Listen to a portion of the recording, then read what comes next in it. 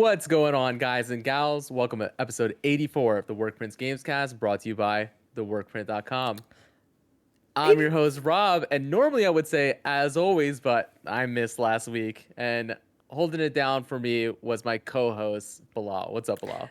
Not much. I think we're episode 85, but I'm just counting this as the Game of the Year podcast. So, Okay. yeah. Maybe, well, see, I don't count last week's as canon because I wasn't hosting Oh, it. No. All right, so ouch. maybe, all right, then I'm corrected. Episode 85. See, I went off of your I know I didn't update the pre-show graphic, countdown. That's my and bad. so that's not on me. No, but yeah, this is our Game of the Year podcast. So this will be a little bit different than our normal weekly podcast. Luckily, after last week's mega announcement, there wasn't a whole lot of news this week, so we're not missing out on a ton. And there's also hasn't been a ton of new releases. I do want to talk about quickly one game that I've been playing that released recently or actually two games quickly that I've been playing, and both are actually available on Game Pass.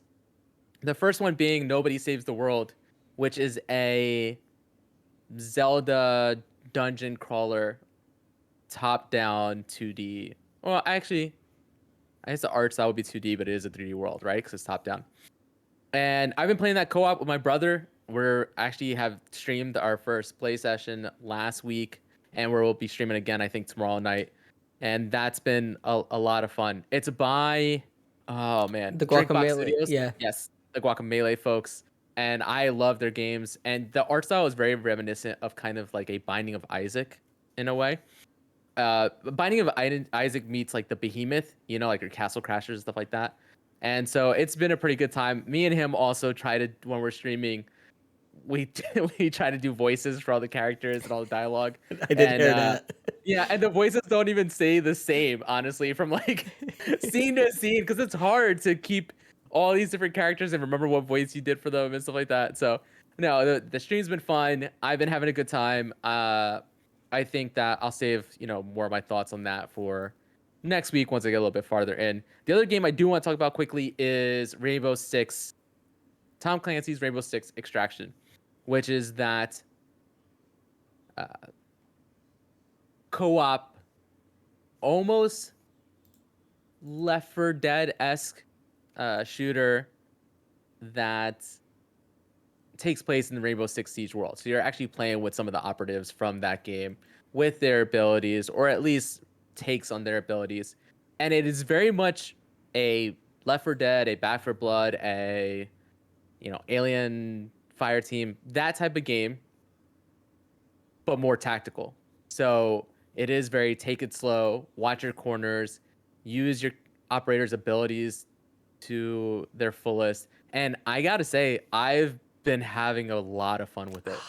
And I'm kind of semi-addicted to it. Like, it has become one of those games where when the right people are on, I'm like, this is what we need to do. Let's get in and do that. Have you played? Have you booted this up at all? I have not had a chance to. I was busy doing homework for Game of the Year, which included starting and then finishing Inscription within the last week, and then wrapping up Psychonauts 2.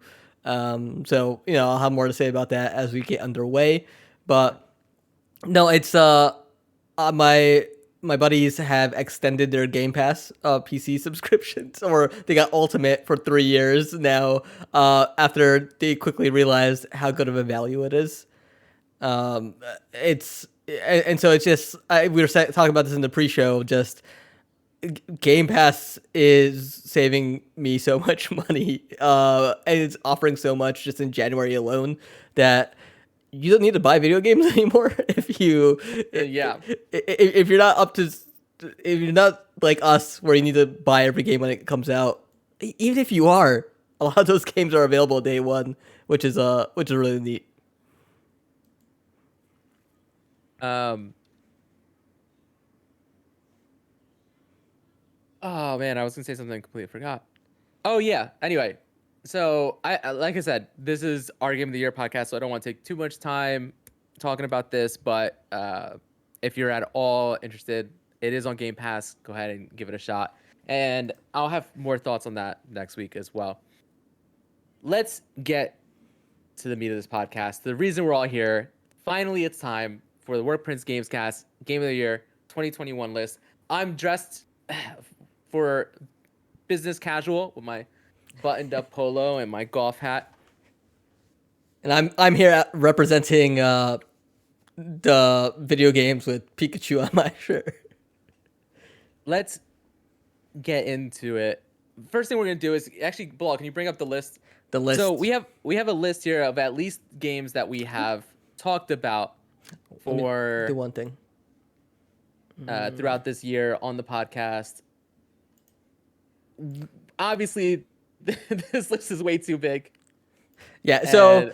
So I was going through the list yesterday. I messaged Rob. I was like, "Hey Rob, let's should we put together the list, or we're gonna go through it the year's releases on the podcast?" He's like, "Let's put it together early." So I just went through the 2021 releases and just put down everything we kind of talked about throughout the year. Some stuff that I know will not make Game of the Year, but I just but there are some things that we do. I think I do want to give accolades to. Yes. That they might not be in top 10, but they did touch us in special ways. Through, but you know what I mean? Yeah, I got you. Yeah.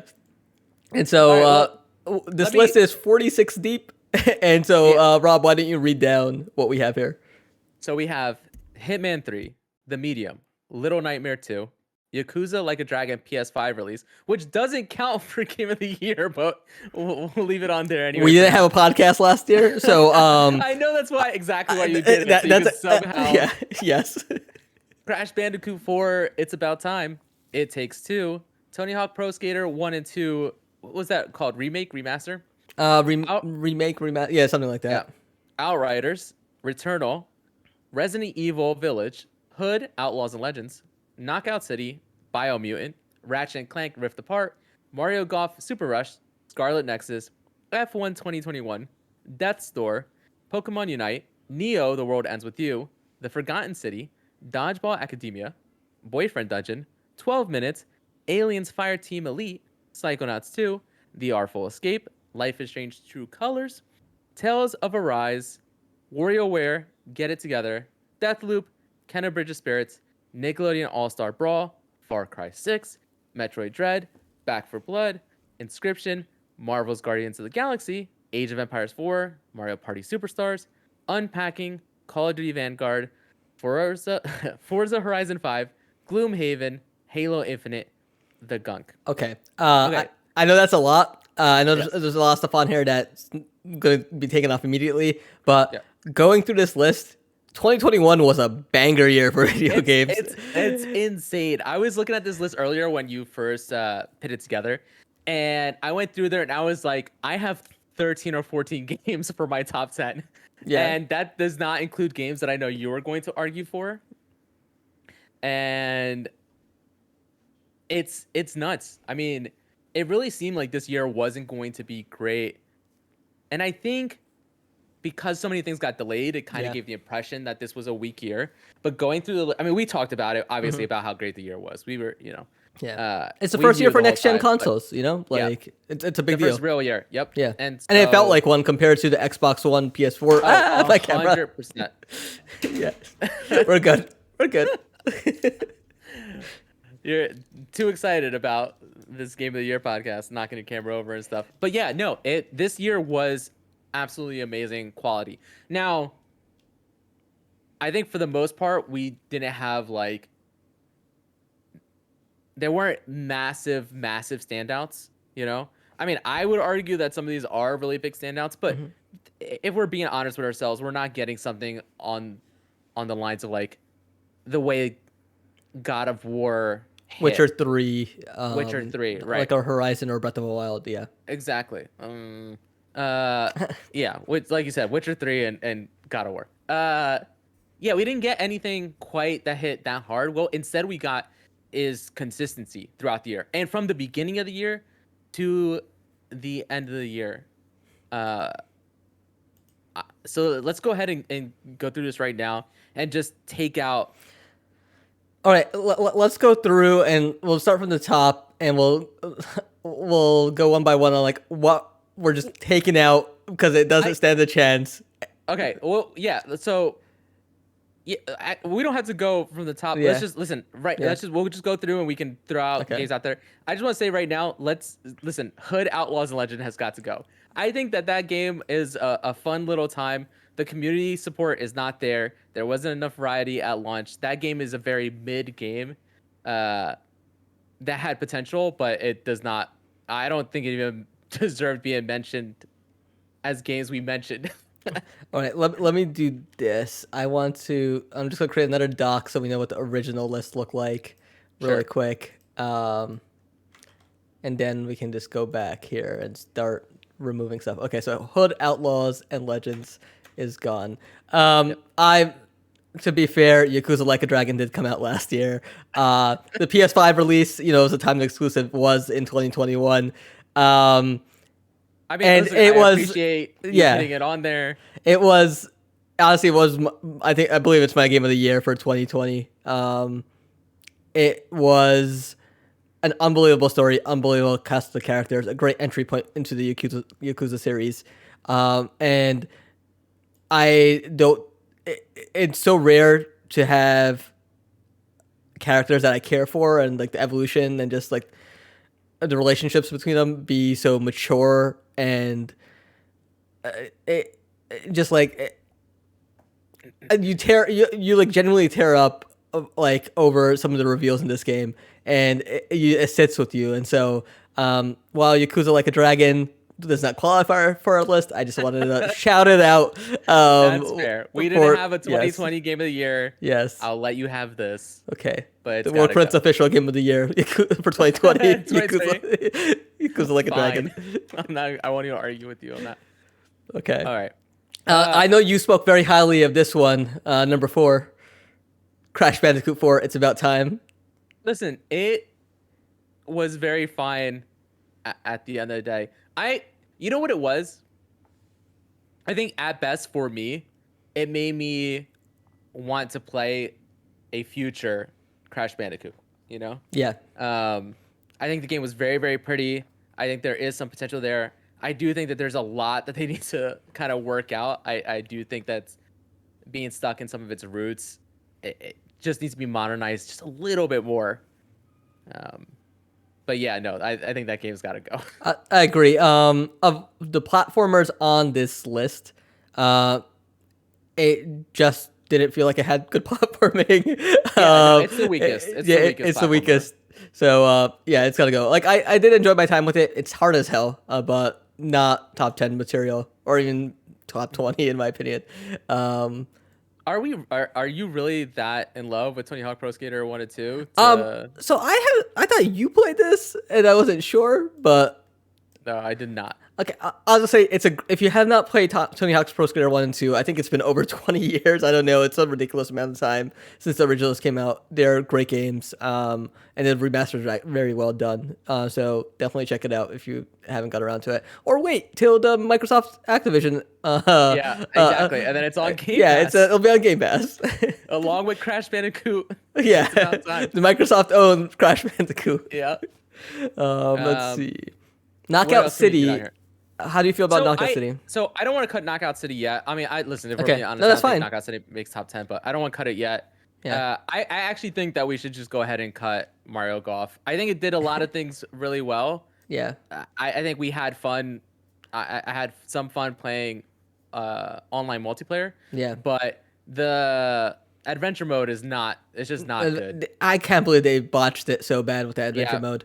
But yeah, I agree with you. The online multiplayer is just local multiplayer is a lot of fun. Yep. Seems like Scotty in the chat does not. No, Okay, story the was funny trash. thing is- Okay. Yeah. The funny Yeah. thing is he loves Mario Golf and hated this release. So that kind of tells you a little bit about its reception. Yeah. Let's see what else is on here. Let's see. Let's go down. God. Neo the World ends with you. How do you feel about that? I played about 14 hours of that game. I think that it's cool. I don't think it belongs in this discussion. Okay. Somewhere out there is a small group of Neo, the World Ends With You fans. They're just like doing it a disservice. I don't think that game needs to be as long as it is. I can't agree. I felt the same about the original. I did enjoy the original, but it was long as hell. And Yeah. I hate when you have to get the unlock the true ending for a video game through an insane number of circumstances, which involves a lot of collecting. Mhm. Just let me like Arkham. What was it? Arkham Knight. You have to get all the Riddler trophies, 100% it. I just hate when The other, games do that. real quick, the one thing I do want to mention while we're cutting these games is, again, this is our game of the year list. Hmm. So this is games that we've put the time in, games that we're passionate about. Our list is probably going to look very different than other people's lists out there because, one, we play a lot of games, we can't play everything. Yeah. And so I'm sure, like, we don't have Chicory on this list, and I know people spoke very highly of that, love that game.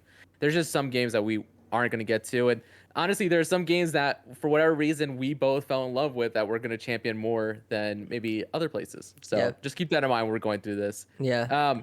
Listen, I didn't even, I was so excited for 12 minutes and then did not play it after finding out what it was about. And its Okay. reception. I played 12 minutes. I got every achievement in 12 minutes. I will tell anybody that hasn't played it, don't play it. It is not worth the payoff. It's a really cool concept. Yeah. If the story had delivered, and it didn't have some problematic situations where you have to beat on a.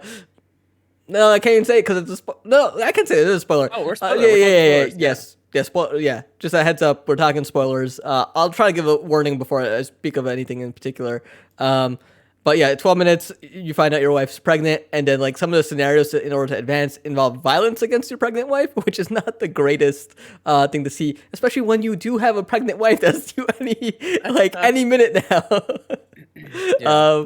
So yeah, 12 minutes, interesting concept. I would like to see a different take on it that didn't involve one of the worst plot twists I've ever seen in a video game or any entertainment medium. Aliens Fireteam Elite. I thought this was a fun enough game. This is very much in what would, in my opinion, in the past, what we would consider a B tier game. Yeah. And actually like a surprisingly pleasant B tier game, but it lacks content. And this year seemed like a heavy year. And actually, the beginning of, or I should say last year, and then the beginning of this year even seemed like a very heavy year for us getting these cooperative shooters. Mm-hmm. And Aliens Fireteam Elite is probably the weakest of all the ones that we had last year. So I enjoyed my time with it well enough, but it does not belong. I have a buddy that keeps asking for us to play with him on PC, and I'm like, we'll get there. One day. I was like, I gotta finish my game of the year homework, and then we'll get there. So okay, Alien Fireteam Elite gone. Yeah. How do you feel? So I know you felt very strongly about Boyfriend Dungeon. So I'll leave that there for now. Yes, we'll leave that. Yeah, leave that there for now. The Artful Escape. Let's leave that there for now. I don't think this is where we cut it. I mean, Okay. it's gonna get cut, but this isn't where we cut it yet. I think there's stuff before it. I would go down to Warioware, get it together. Okay. I have played like 2 hours of it. I love Warioware games. I think that on the original DS, that was one of my favorite games, and even on the GameCube, it was one of, like, I love these games. I do not think that this formula with this new one is up to their standards. I think this is a very mid-tier game. I never liked the WarioWare games, so Okay. so this is I'm Yeah. not gonna fight you on that one. If Far Cry 6 can go, man. I've played like a decent. Not I've put a few hours in, so not much at all. It just does not, it has not gripped me. I think it's very pretty, but it's just, I have no passion for it. Unless you have passion for it, I don't think that stays Nope. on our list. That's fine by me. I actually, so Kenna is staying on this list. Do you feel high on that? I don't think that this is, we're doing these initial, hey, these Yeah. games don't belong. Yeah. Okay. So yeah. Let's see. Okay, Back for Blood. I want to keep up there. That's fine. I had a really good time with that game. Age of Empires 4. I know you dabbled in this. I've only played a very little bit of it. I think the little bit I played is solid, but I don't know if it's Game of the Year, I top can't- 10. Yeah, solid. I can't. That's yeah. fine. All right, Mario Party Superstars. Okay, is this a technicality or is this not allowed? So this is a weird one. Yes, because it's Because it's essentially just a remaster of multiple games, of but only multiple the games. best parts of those it's like a games. compilation. I don't think it gets cut yet. Okay, I'm I'm fine not. with that. Listen, on one hand, I don't even know if it truly qualifies, and on the other hand, I don't think it gets cut yet. Yeah. So, even if it doesn't qualify, I don't think it's cut. Just Um, because it has been so much fun. Both of yeah. us, right, this year. Yeah. Unpacking, I've only played 45 minutes of. Okay, I was gonna ask you because I know you played a bit of Unpacking. I was actually planning on playing Unpacking because it's only a couple hours long today, and then I just spent time with cleanup in another game. Yeah. So I think Unpacking probably has the potential to be in the conversation for one of my favorites games of the year. Even the little bit I played, I don't think it would land in my top 10. But the reality is neither of us has played enough of it for it to stay on this list. So I think let's go. Call of Duty Vanguard has to go right away. I actually that should have been the first one we cut because there's nothing outside of what's her name? The voice actress Bailey. What's her first name? Tara Bailey? No. No. Laura Bailey. Laura Bailey. Yes. Outside of her performance, and she's trying her hardest to make me care about the character. There's that game is a mess, honestly. And what they did zombies is so offensive to me as a huge zombies fan that I hate that game you even typed it out on this list. Be happy I didn't put Battlefield down because I was like, that one's not even gonna last. That'll be the first one removed. I wouldn't have made it to this point. I would have taken it off already. Yeah. So for me, the one I would cut at this round is the gunk. I think the gunk was pleasant, but I think it's a very I think it does everything fine. Maybe even good, but it doesn't do anything great, and it's very forgettable. And so I would cut that. I would also in the same vein, I would go ahead and I would cut the medium. I enjoyed it. I think Bloober Team does atmosphere really well, and I like the horror games that they put out, but it just feels so budget. Yeah. Compared to everything else that I played this year, that while I enjoyed it, it doesn't make my top. It doesn't make my personal top 10, and I know that you really have no thoughts on it, so it's not going to make our. Yeah. So we're down to 31 games. Do you want to read this one out so people on the podcast know what we're now sure. talking about? So now we're down to Hitman 3, Little Nightmare 2, It Takes Two, Outriders, Returnal, Resident Evil Village, Knockout City, Biomutant, Ratchet and Clank Rift Apart, Scarlet Nexus, F1. Oh, well, yeah. Whoa. I know what you're going to say, but F1 2021, Death's Door, Pokemon Unite, The Forgotten City, Dodgeball Academia, Boyfriend Dungeon, Psychonauts 2, The Artful Escape, Life is Strange, True Colors, Tales of Arise, Deathloop, Kenner British Spirits, Nickelodeon All-Star Brawl, Metroid Dread, Back for Blood, Inscription, Marvel's Guardians of the Galaxy, Mario Party Superstars, Forza Horizon 5, Gloomhaven, Halo Infinite. Now, before you cut the one that I think you're going to cut, because you actually saw some potential in it and stuff like that. Yeah. I just want to get The Artful Escape off the list. I think that game is absolutely beautiful. I think my expectations for it were just so different. I didn't necessarily enjoy the story. I thought the story was very like ham-fisted. It just beat you over the head with the themes it was trying to get across and being true to yourself. And for what ended up being a glorified walking simulator, I like those type of games. Yeah. I just found it to be a little bit of a disappointment, but I kept it around this long because I do think that art style is absolutely gorgeous. Okay. And so we can go ahead and cut that. You want to go ahead and take off? Biomutant it was a mess of a game with strong ideas. There was something fun at its core that just kind of didn't get to see its full potential come out. Very interesting world building, cool cast of characters, weird choices with like dialogue and sound effects not hitting. I know they've gone back and patched a lot of the stuff in this game. I didn't go back and revisit it. I mean, just look at this list. Or with this removed, we're still at 29 games, and I'm Right. scratching my head at like how the hell we're gonna even do this. um, I will. Like I said this before. I will play the hell out of Biomutant sequel if it gets the time to live and breathe. There's something there. That team.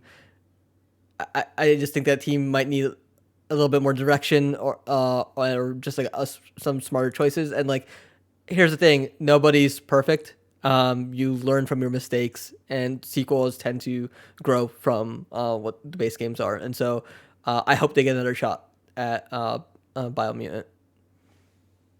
And that's removed. So now we're down to 29 games. All right. So I think at this point I can get rid of some games that I don't think make the top 10, but I want to keep them around because I do think that they deserve mention. Okay, let's do this. I'm gonna make a list down here, and games that we know will be in top 10. It'll be a list greater than 10, but or do you rather whittle it down?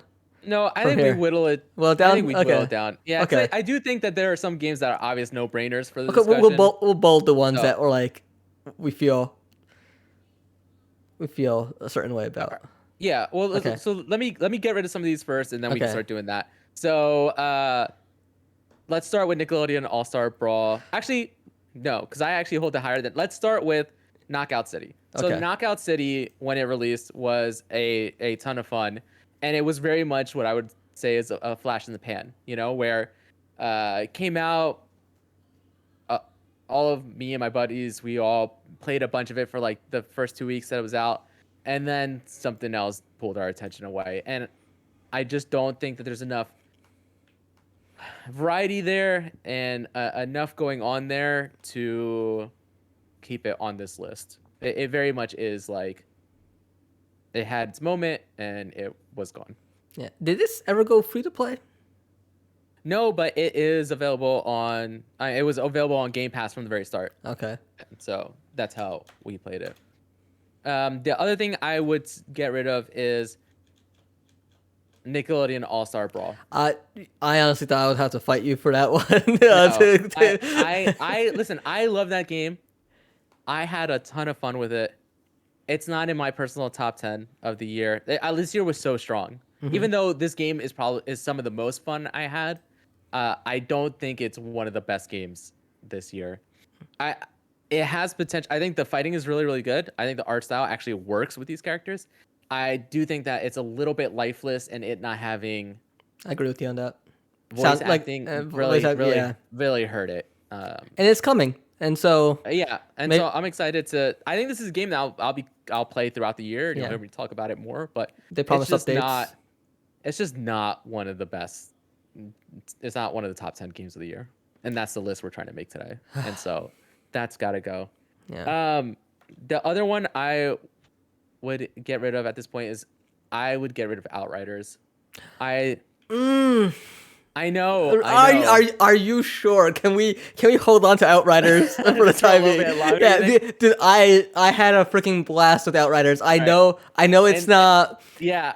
I know it's not what a lot of people call one of the best games, but honestly, it was the skill trees, what you could the armor, the weapons. It's combining with everyone. It was so cool. I think I'm trying to be too objective in our game of the year now, and I think you're right. I don't think it gets cut yet, especially since I see some other games on here that I'd rather see go before it. I'm gonna take another hit, and we can get rid of Boyfriend Dungeon. I really, really like Boyfriend Dungeon. I think it was cool, but I also think it was what it was. You know, I think some of the storytelling doesn't hit home. I think I thought it was very cool, and I think everybody should play it. I think we're now at a point where almost every game on here, I think everybody should play. Yeah. You're gonna do Dagger like that though? I thought you and Dagger had something special. Yeah, but I'm married. Yeah, it was hard. Yeah, it's just across the room type of thing. But I would be I would be excited to see what they do next, and I enjoyed my time with Boyfriend All Dungeon. right. I feel like you have come out here and made some sacrifices. I should at least do the same. Hitman 3 is an amazing game. I I'll put it this way. I have Hitman 1 and 2. I didn't even play the Hitman 3 content this year. I was replaying Hitman 1 and 2 inside of Hitman 3, and it's now on Game Pass. It is an incredible stealth sandbox game. Each level is built in such a magnificent way. It's like a clockwork that you can take apart, slowly master. There's so many unlockables. You could spend all year playing the Hitman trilogy. But I didn't spend as much time with it as I would have liked to compared to other games on this list. But it is. I think it could be worthy of our top 10 if I think we spent more time with it. Yeah, I think that's fair. So the next thing I want to ask you about is, do you think F1 2021? That was the next one I was going to take off. If anyone's a Formula One fan, this past season has been absolutely incredible, and it's what finally made me buy a Formula One game to play. It's simulation racing. I'm usually not into these type of games, but this one is so well done. Great story mode, expansive co-op season that you can do with friends, online seasons with competitors you can set up. It's expansive. If you're into those type of games, highly. Sorry, my buddy NG calling me out because I told him to buy the game and we would do co-op. And then I became a father, and that that slowly died. But at least we're playing Gloomhaven now. All right, so you cut a couple. Let me go ahead and take the knife to some more of ones that I would potentially be arguing for. Canter Bridge of Spirits is absolutely gorgeous. It deserved all the accolades it got for its art style. I still don't think that it's the best looking game. I don't think it's the best agree art with you on style that. of the year. I think it's very pretty. I think it's super clean. We talk about, and I mentioned this during the podcast, we talk about how oftentimes we're like, oh, that's the Pixar of video games. Yeah. And this was something more than that, even, in my opinion, because the art style they went with was so nice and so well done. I am still I'm about halfway through the game right now, and while it has picked up for me, it still really feels like a modern version of a PS2 game.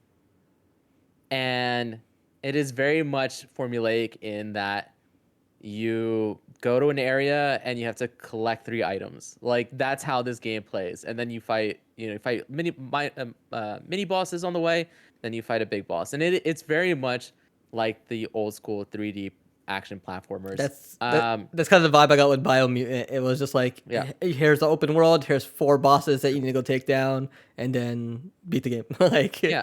Honestly, it also, as its art style betrays kind of the heft behind its story and some of the actual genuine like heaviness of some of the things that you're dealing with, some of the individual stories that you hear about. And I think that makes it really, really interesting, but it doesn't make our list for Game of the Year. And so it's got to go. All right. So I'm looking at this list. We're down to 23 right now. And I realize as we start getting lower and lower, we're going to have to start like making sacrifice plays for like our own and be like, I'll give you this for this. And I'm already doing that in my head. I'm already looking at some of these and going, how do I cut him down and make sure this doesn't get on there? Okay. I Pokemon Unite. How do you feel about it? I think that can go. Pokemon, yeah. Great MOBA. Like kids' first MOBA. My nephew is insanely into this. Like this is all he plays. Makes me a little bit worried that it might be a gateway drug. So I'm going to keep him in check. Yeah, if you're looking for a free to play mobile on iOS or Switch, check it out. It's solid. Yeah, you could do worse. It's absolutely solid, Yeah. and that's what I would say. It's solid. Yeah. I don't think it's one of the best games of the past year. Yeah. I think it has a bunch of balancing issues, but We played a lot of this. yeah, but it deserves Yeah. to be talked about Yeah. in this during this podcast. We can get rid of. I got one. Tales of Arise. Okay. So Tales of Arise is like, I guess, like the first grown-up version of Tales they've kind of done. I guess like art style wise, they try to make it more modern. Great combat system, great looking game. The story and character, like I played a lot of this until my Xbox HDMI went bad, and they had to send it in for repair. By the time it came back, like I had moved on to other stuff that I was playing, and like I never had an urge to go back to Tales. And like it's not just that, like I will find time to finish this game off this year, because I was enjoying it at least that much. But I hated sitting through conversations where like people are judging the intentions of one characters after they've time after time, like proven themselves to the cast. And it's just like, Yeah. and like how many times we have to go through this? I feel like you're wasting my time with it. And so like, I think the story could have been a bit better with that. And even like, I did the first two areas of that game, and like the story still hadn't kicked off, and it was quite a few hours in at that point, and not even like a small handful. It was like a decent chunk. So I think Tales can go, but if you're looking for an RPG, you could do a lot worse. It's a solid one to try out. All right, I think it's time for me to give up Little Nightmare 2. I love this series. I love the first one. I love the second one. I love these puzzle platformers in the vein of like Limbo or Below, where they're very atmospheric, very creepy. I mean, Little Nightmare does creep better than almost any game I've played in the past like 10 years. And it's start to finish, super polished, super well executed. I think the problem with it and why it doesn't hang on this list is that it's just not. One, you have no thoughts on it. Yeah. And two, that shouldn't matter. Like, right. Yeah. What I'm gonna say is it doesn't Yeah. make my personal top 10. Okay. And so it's hard for me to say like it should hang any longer. When you have no thoughts on it, it doesn't make my personal top 10. This year was too good, honestly, for Little Nightmare 2. And I can't recommend Little Nightmare 2 or the first one enough. I also this one is very much a prequel to Little Nightmare. Story-wise. So it's got the Darksiders issue where you just want the sequel and they just keep on giving you the prequels. No, actually, I don't know. This game like ends, and I want to play another one of these. Okay. Like I really do love this franchise, but yeah, it just doesn't hang. It just doesn't have the impact that some of these other games have. I'll say, and so it's gotta go. All right, and now we're down to 20. Can we just like end it here and just be like, these are the top 20 games for the Workprint? Because this is gonna suck. This is bad. Okay. Rob, no matter what happens after this point, we are still friends. We're still doing this podcast. No, absolutely. Oh God. We needed a third person. Like we can at least blame somebody else. Okay, so I would say. Wait. Before you say this, let's make a decision about Mario Party Superstars. Here's the problem. I think it makes it here. I think it's on this list as part of a technicality because it is a compilation and a up-resing and a best of, and so it is in a sense a new release. I think that we cut it just to save ourselves some trouble. And honestly, as much fun as I had, That game actually might be the most fun I've had. That's not one of my top 10 games. Yes, 100%. Yeah. It's the most played game for me over the December break. Um, it's all we played, and we did kind of get sick of it at a certain point. Yeah. But it is incredible amount of fun, and it's the first time Mario Party has felt like it is its classic roots. It's like it literally went back to its classic roots by bringing them back. And so it's the strongest that Mario Party has been in years, and I guess it is a technicality, but Yeah. damn, the fact that I made it to the top 20, I think is It's super impressive. yeah. I agree. Okay. And it deserved to have this conversation. Okay, so I mean, all these games do. Yeah. And listen, I have 2 games that I'm ready to boot right now, if I'm being honest. Okay. Because I don't think they make the top 10. I think they are both. I think I had a lot of fun with both these games, but in this, I think they have to go. I'm so I'm s- And so I think we cut Back for Blood and Outriders. fine. Listen, Wait. I like both these games a lot. I'm moving them down here. Okay. The cut list, because if some bullshit happens at some point, There's just no. I just don't see them in the top 10. I just don't. There's just no way. you know, And don't get me wrong. just I for think my Back 4 Blood- sanity. I think Back for Blood was a lot of fun. We both played Yes. a good amount of that. I played So through the it entire is- thing. Yeah. Yeah, and I played all the way up till I still have to like the last act, I think, Yeah. to finish.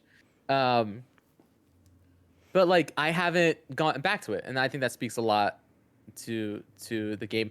And Outriders, I think Outriders' problem was it was trying to not be a live service game and not position itself as a live service And it game should have because been. of- It and it should should have have been. been. It absolutely should have been. I mean, there were so many games that had come out before it that came out Yeah. as live services and just didn't fit the model well enough and didn't succeed. And I think that kind of altered their plans. I am excited to go back to this when Yeah. they release the new content, but I do think that it is very much it was very, very fun. It had a ton of potential, and I think it's super memorable, but it's just not for me. There's better games on this There's list. 10 Yeah. games on this list. Yeah. Like way more impactful and just and I think mean more to me, and to me there are games on here that mean more to you, and there are games Yeah. on here that mean more to both of us. I'll say this: when I was putting the list together, I saw Outriders on the list. I was like, "Oh shit, that was this year. That was that was a great Yep. month." It's funny when I looked at yeah. the list, I thought you might forget to put it on there, and I was gonna put it on, and I saw it on there. I was like, all right, good job, Bilal. Yeah. No, I will say this: it was a bit of a relief that this game came out and wasn't a live service game, because I think we've just been like hit over the head over the last couple of years where everything was a live service game. And so it was nice to see that, but like then I finished it and I was like, there's no roadmap. And like Yeah. they did fixes, and they have announced an expansion. I ended up buying this game on sale for I think $20, even though I beat it, because I was like, I don't know if the expansion is going to be on Game Pass or this game's still going to be on Game Pass, and I really want to play what comes next. So props to Outriders, and even Back for Blood. Like I have my eye on that annual pass just in case they put out some fun stuff and we want to revisit it. I do think that Outriders should have taken the Borderlands 3 model of not being a live service game and just having that roadmap where they had every couple months and a little expansion. I would have loved that. Also shout out to Outriders for having the best song of 2021 when you have, I think it's like in the very first set of missions, the very first like boss you fight, and you go into that room and it's just like techno playing, and it's like Outriders detected. Outriders detected. And to this day, me and my friends still quote that. It's a banger. I think there's a expedition where you actually that takes place in the room in the end game, and so you're just like having a techno party and you're like slaughtering an army of enemies. All right, I think at this point I'm gonna read off the list one more time. So we're down to 17. I think at this point what we do is we start taking the ones that are absolutes and bolding we can them, highlight them, bolden them. Yeah, and then we narrow down based on. So we're at It Takes Two, Returnal, Resident Evil Village, Ratchet and Clank Rift Apart, Scarlet Nexus, Death's Door, The Forgotten City, Dodgeball Academia, Psychonauts 2, Life is Strange True Colors, Deathloop, Metroid Dread, Inscription, Marvel's Guardians of the Galaxy, Forza Horizon 5, Gloomhaven, Halo Infinite. I think Halo Infinite, I think we can bold. Yes. I think we can bold Halo Infinite. I think we can bold Returnal. Yes. Oh, it's okay. I was a bit worried about that one for a second. I Psychonauts 2? Oh yeah, I think we can bold Psychonauts 2. It takes 2. I'm like looking at I don't know Excuse me. I don't know if we bold It Takes Two. I have a question for you. Yes. About It Takes Two because Yes. this happened to us at the end. So at the end of It Takes Two, the mom and dad as puppets kiss, and so I looked at my brother-in-law and he looked at me and we're like, "Well, this got awkward." You played this game with your son, so how did that go down for you guys? We kissed. You guys kissed it. No. I think we had the same moment where we like looked at each other and we're like, yeah. But yeah, no. I don't listen, I do not think that we bowled that game. Wow, I am shocked because that game sits very highly for me for many reasons. It does. That first half is so rough. I don't know what you're talking about. That entire game. Oh my god. The game is long. I'll give you that. It Takes Two is a very long game, but the variety of the different abilities you have, the comedy throughout is so good and it's polished. The writing, some of the comedy at parts is good. Some of the comedy is very bad. Yes, and some of the writing is bad as well. Like some of the characterization of the mom character or the wife character, however you want to. Yeah. She is so like snippy and mean and just like one of the worst stereotypes for working like mom. Yeah, exactly. And so like that kind of stuff bothers me. And you talk about variety in the gameplay, and I will admit that each of the levels are tailor-made for the varieties that are the abilities that are introduced in that level, but it's really only 6 mechanics. It is, in the beginning, it's for so long, those first like 2 or 3, that it in my opinion, it very much overstays its welcome. Compare that to a Psychonauts 2 that introduces new powers and abilities and new themes for each world that you go into. And not only do they introduce new abilities, but you're not limited to just that ability. It's not just that one gimmick for the thing. Now, I hear you on that. Yeah. I hear you on that. Okay. I just don't think that It Takes Two gets like bolded. I'm not saying that it doesn't make the top 10. Okay. I just don't think it gets like bolded. Okay. Let's see. Oh man, some of these. I know. Inscription. I think it's bolded. Inscription. Okay, I'm with you on that. I mean, we haven't talked about it yet. No. But Marvel's Guardians of the Galaxy. I think it gets bolded. I think that gets bolded as well. So we have 5 games we believe are on lock, and then we have 12 games that we have to narrow down to 5. Right, let's stop locking games. I think we're okay to stop locking games there. Yeah. And I think we need to start narrowing things down. What of this list? What do you feel the weakest about? And then we could talk about it from there. Okay. I will say this. And I probably will get shit for this from people. I platinumed Ratchet and Clank Rift Apart. I have no memory of this game. I don't know. I remember enjoying it. The fact that I went for a platinum for it. I recall the story being good, the characters being fine, the combat feeling nice, but it's just.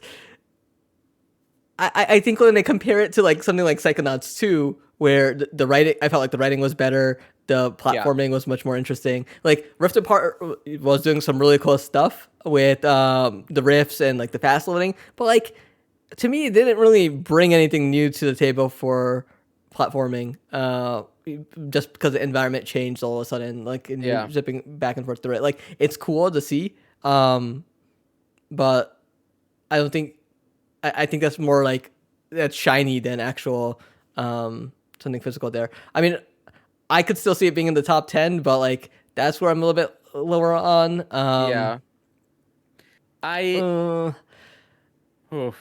So the fuck. problem is obviously there are some games on here that you are much higher on than I am, Yeah. and but I think that Don't you dare say it. I no no no no. I think that maybe the one I'm lowest on that I played a significant amount of and have any passion in uh is is Life is Strange, True Okay. Colors. I think that might be the best performance of the year, honestly. Okay. In the voice acting and some of the writing is absolutely fantastic. And for those that don't know, and like I said, this is where we start getting into spoiler territory. In Life is Strange, you're playing as Alex Chen, and she reunites with her brother that she's been separated for I think 5 years since they've last No, seen each other. it's been a while. Yeah. Yeah, and so they were in the foster care system because their mother died and they were being raised by a single father, and he just gave up on them. He couldn't handle it anymore, and he just gave up.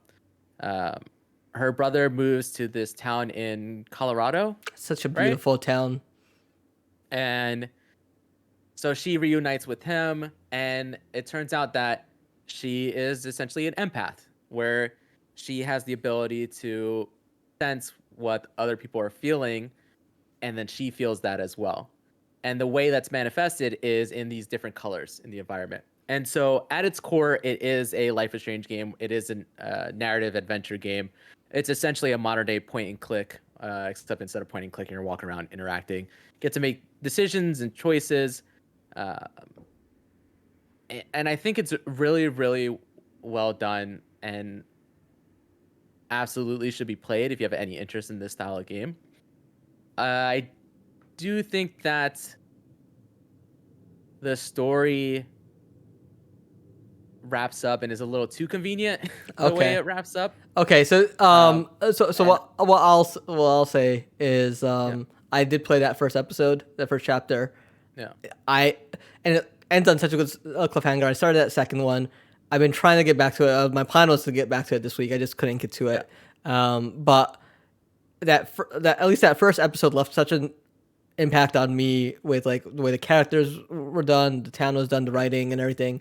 That I was Remind very me high on it. And that. if you were high on it as well because you played it through to the end, Yeah, I would have been like, you know what, I'll give you this because it.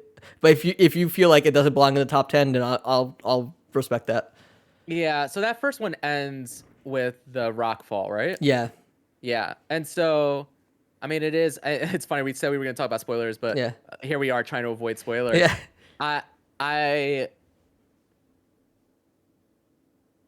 I do think that it has the most impactful ending of any of the episodes. Yeah. Um, but yeah, I just I think that there are 10 games that Better. that are better that I enjoyed more, and it stinks because that's such a It's great game. And fantastic game. honestly, there are I like this better than some games that are still on this list.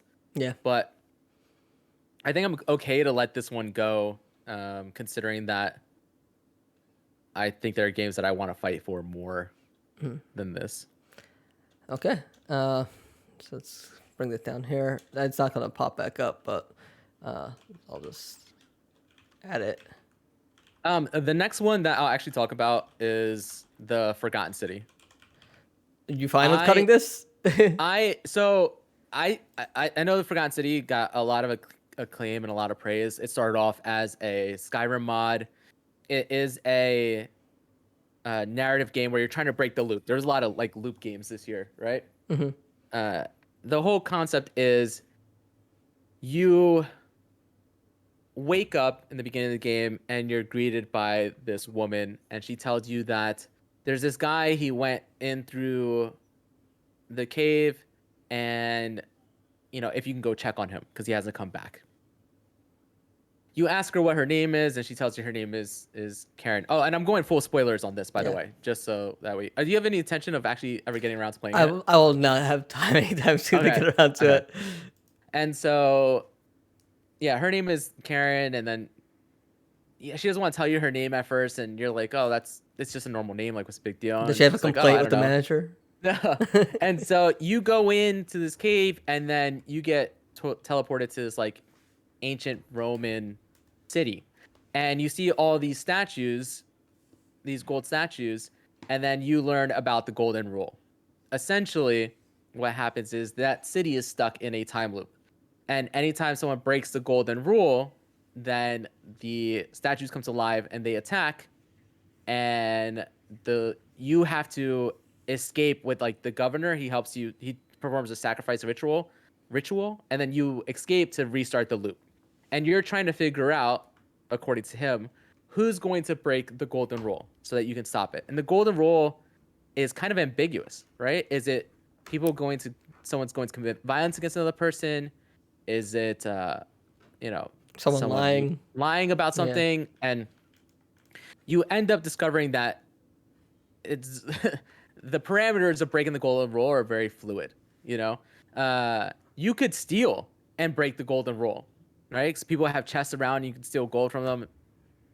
The one thing about the loop and what makes this game so good is that all the progress that you have made in the like little quests and stuff like that, they don't make you redo them to get along. There's this one NPC character that greets you as soon as you come through, and he's like, "Hey, stranger, like I'm so and so," and you basically cut him off and you say, "Hey, listen, I need you to go do this, this, and this stuff that you've already done." That he just skips ahead and does for you, and gets you the same result essentially. So you're constantly gaining progression.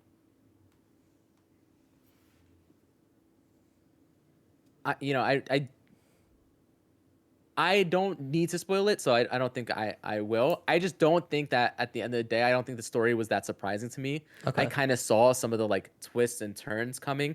There is a whole element to it involving like gods that I didn't see coming and didn't anticipate, but uh I think it is very, very well done, but it is also very obvious that this started as a mod because there are times where it's just broken, where like I couldn't progress and I had to, kind of start the loop over just because a character didn't go where they were supposed to. Yeah. Um, or I tried to get ahead of a character and that kind of broke the logic and the string in the game. And so I think that I think it's very clever, and I can see why people think very highly of it. But I personally wasn't as impressed by its story, wasn't as surprised as its story as I think some other people were, and it didn't click with me the same way it did for some other people. I, I do want to make it clear that I do think that anybody putting this as in their top 10 or as their game of the year has a leg to stand on. It just wasn't for me. And obviously, if it's not for me, it's not for you considering you haven't played it. Yeah. All right. Forgotten City to the cut list. Um, real talk. Where do you fall on Forza Horizon 5? Because I played it when it came out and I haven't touched it since. It's a So, great racing open world yeah, game. this is And kind of a bummer because I think I'm of the same mindset and going down the same road yeah, that you're going down with this. Is that, yeah, I just haven't played enough of it. It is I played a an lot of amazing. it, but then, Yes, yeah. I love Forza. I love Forza Horizon games. I love Forza Horizon 5. I think it is unbelievably polished.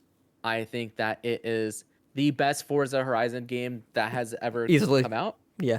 Um, but at the end of the day, it's just I'm not just not as passionate about it. I'm Yeah. just not compared to some of these other games on this list. I'm not running out and telling people, "Oh, you have to play this. You have to play this." Like It's funny you say that though, but like if somebody got Game Pass and they're like, what should I play? It Forza I would Horizon probably say, 5 yeah, is. yeah, I was that's saying one of the for games I was like, I you want to try agree. a fun like Yeah. if you want something graphical or like a fun driving game, Forza Yeah. Horizon 5. Like You hands know what down. it is? I think the difference is this is Forza Horizon 5 is a game that, like you said, if somebody who was just getting into gaming or just Yeah. getting a console for the first time in a long time was like, oh, and they have Game Pass, what should I play? I would absolutely mention that.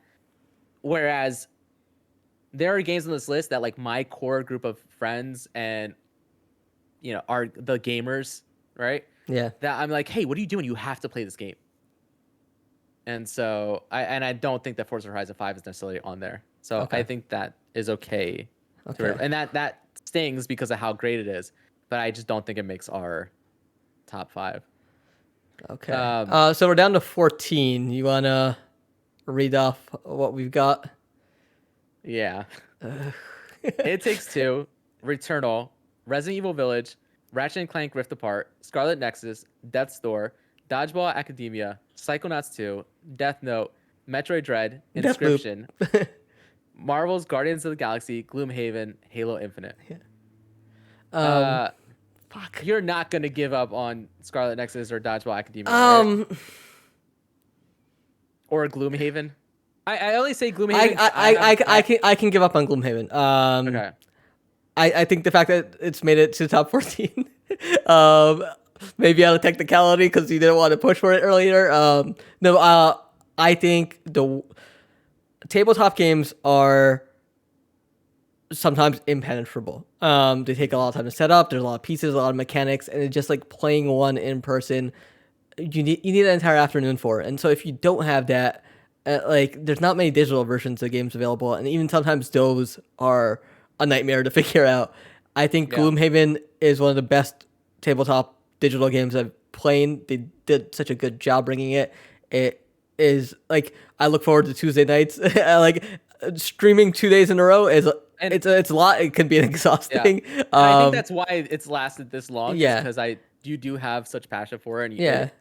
even Like- if part of the passion is that it's something that you and your friends are getting together to do. It's I getting still think four that's guys awesome. it's getting 4 guys in their 30s together every night on the same night to do something. It's not as easy as it sounds. So like when you're younger. So I think Gloomhaven can go. It'll be in my personal top 10 for sure. But I think for I feel we haven't finished Gloomhaven. We're still very much in the beginning, and I know it only gets better. But like I have finished Scarlet Nexus, I have finished Dodgeball Academia, and I know I'm probably gonna have to choose one of those to cut sooner rather than later. And I'm fine with giving up Gloomhaven now. So goodbye Gloomhaven. So down to 13. Question for you, because Yeah. I don't know where you stand when you look at this list with it. Deathloop. Listen, I'm gonna be honest. For me, I would keep Deathloop on here over It Takes Two, Ratchet and Clank Rift Apart, and one of your two babies. Just because now, granted, I've only played like 4 hours of Scarlet Nexus. I've only played like an hour and 20 minutes of Dodgeball Academia, and I can see merit in you arguing for them, and I know how passionate you are for those two games. But for me, Deathloop is. I think Deathloop is. It's in the close top to 10. I honestly think that it's close to a perfect game without. I think the one thing it's missing is that I think it does everything. I think it's such a tight experience. I think it's paced super, super well. I think the art style is insane. I think that What's the story? I think that the performances are great. I think that the story is good, if not a little bit like I saw it coming. Yeah. Um, I played a good chunk of Deathloop, and I agree with everything you're saying. I didn't to finish it, but I'm pretty much agreeing. It's everything. God, what's the studio? Arcane. Arcane. Yeah. Everything Arcane has done culminated into one game with a really killer hook and style, and I agree with you. It should be in top. Okay, I'm gonna bite the bullet here and take out one of my babies. Dodgeball Academia is a game full of so much charm, absolutely witty writing. It's the fact that it's in the top 13 right now. And I think it's a fair spot for it to go. It only gets better as it goes. It has like a My Hero Academia like parody going on with it. I It's just I think my problem with it, and obviously you're yeah. cutting it, so I don't want to like dog on it No, I mean, anymore. go You ahead. know, Yo, got it. Yeah, like I think that it's a slow start. it's a very slow start because the abilities and Yeah, stuff don't kick in until much later. Because I did start it and I was like, oh, this is pretty neat, and then I stopped, yeah, and then I was like, you know what? Let me just pick this back up and continue yeah. playing. And as like the chapters progress, the characters develop, and like they handle the characters very well across the board. And like, yeah, it's just it's very funny. It's like literally made me laugh out loud. There's like a underground dodgeball ring. There's like a robot revolution. Oh, see, yeah, I haven't Yeah, gotten to like yeah, any of yeah. that There, stuff. you know, there's like someone turning evil, and then like there's like the Glee-esque joke of like, hey, now we're gonna go to regionals and like like you know, things like that. So um yeah, it was the first game I ended up beating after my son was born at 5 a.m. But like after he woke up one night and I put him down, just like, yeah, let me just play some more of this, and I beat it, and it, you know, it holds a special place in my heart. It's and I hope they do more because it's a Saturday morning cartoon, and this is not the only game I'm going to be saying this about. Um, I think like being able to achieve something that makes you nostalgic of a Saturday morning cartoon is something special. And Yeah. so while it's not top 10, it is it's like family. So I'm cutting family right now. All right. I I think that I'm ready to let Ratchet and Clank Rift Apart go. Oh, thank God. Thank God. Only because I think it's very good. I enjoyed my time with it. It is kind of forgettable because it is, and it's very cool. Like the tech they're trying to show off with the, going through the rifts and stuff like that. It doesn't. I I think part of the problem is my expectations were that it was going to be something more than what it actually turned out to be. Um, as far as that mechanic was concerned, and yeah, the story is it's just all of it is just more Ratchet and Clank, Mhm. and even going to these different environments and all these different weapons and stuff like that, it still just feels like Ratchet and Clank, and I think it's very very good, and it's for sure. I think it's probably in my personal top 10 of the year.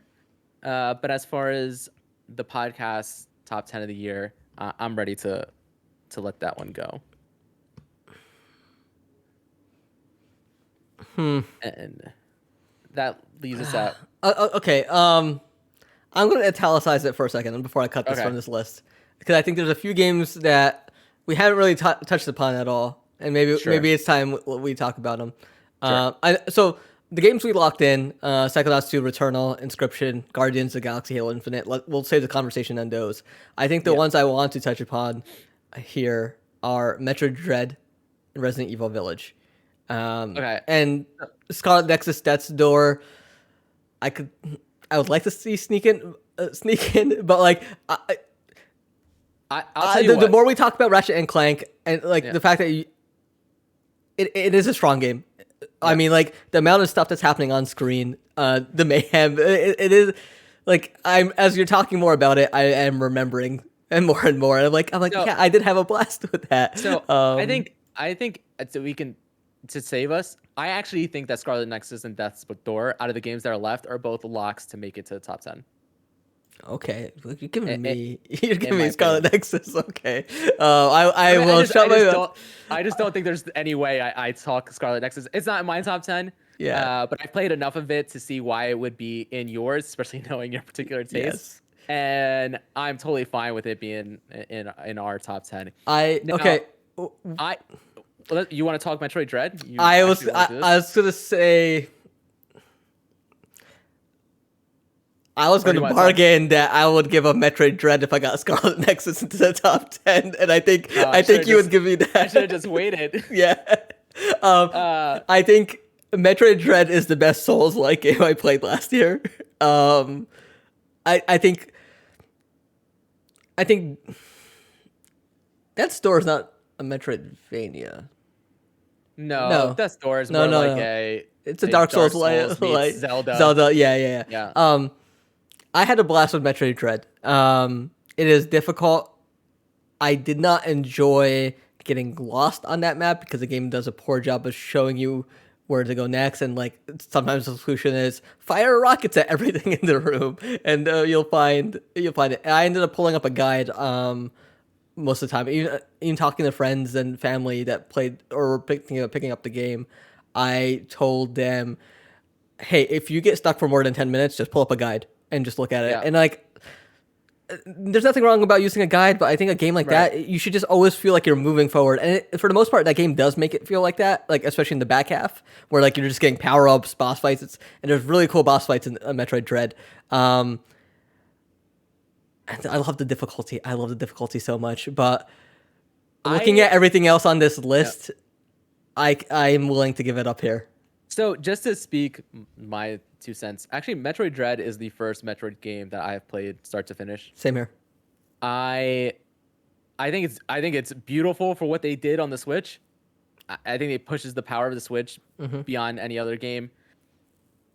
The boss fights are incredible, and the difficulty of the boss fights in particular is the right type of difficulty where it's super satisfying, and it really is just a matter of like you have to You learn learn, it. Yeah, right? just learn and get better. It's like it's And very that, listen, classic it's very Nintendo. yes, it's very old school in Yeah. that sense, and very classic. But I think it works here. Yeah.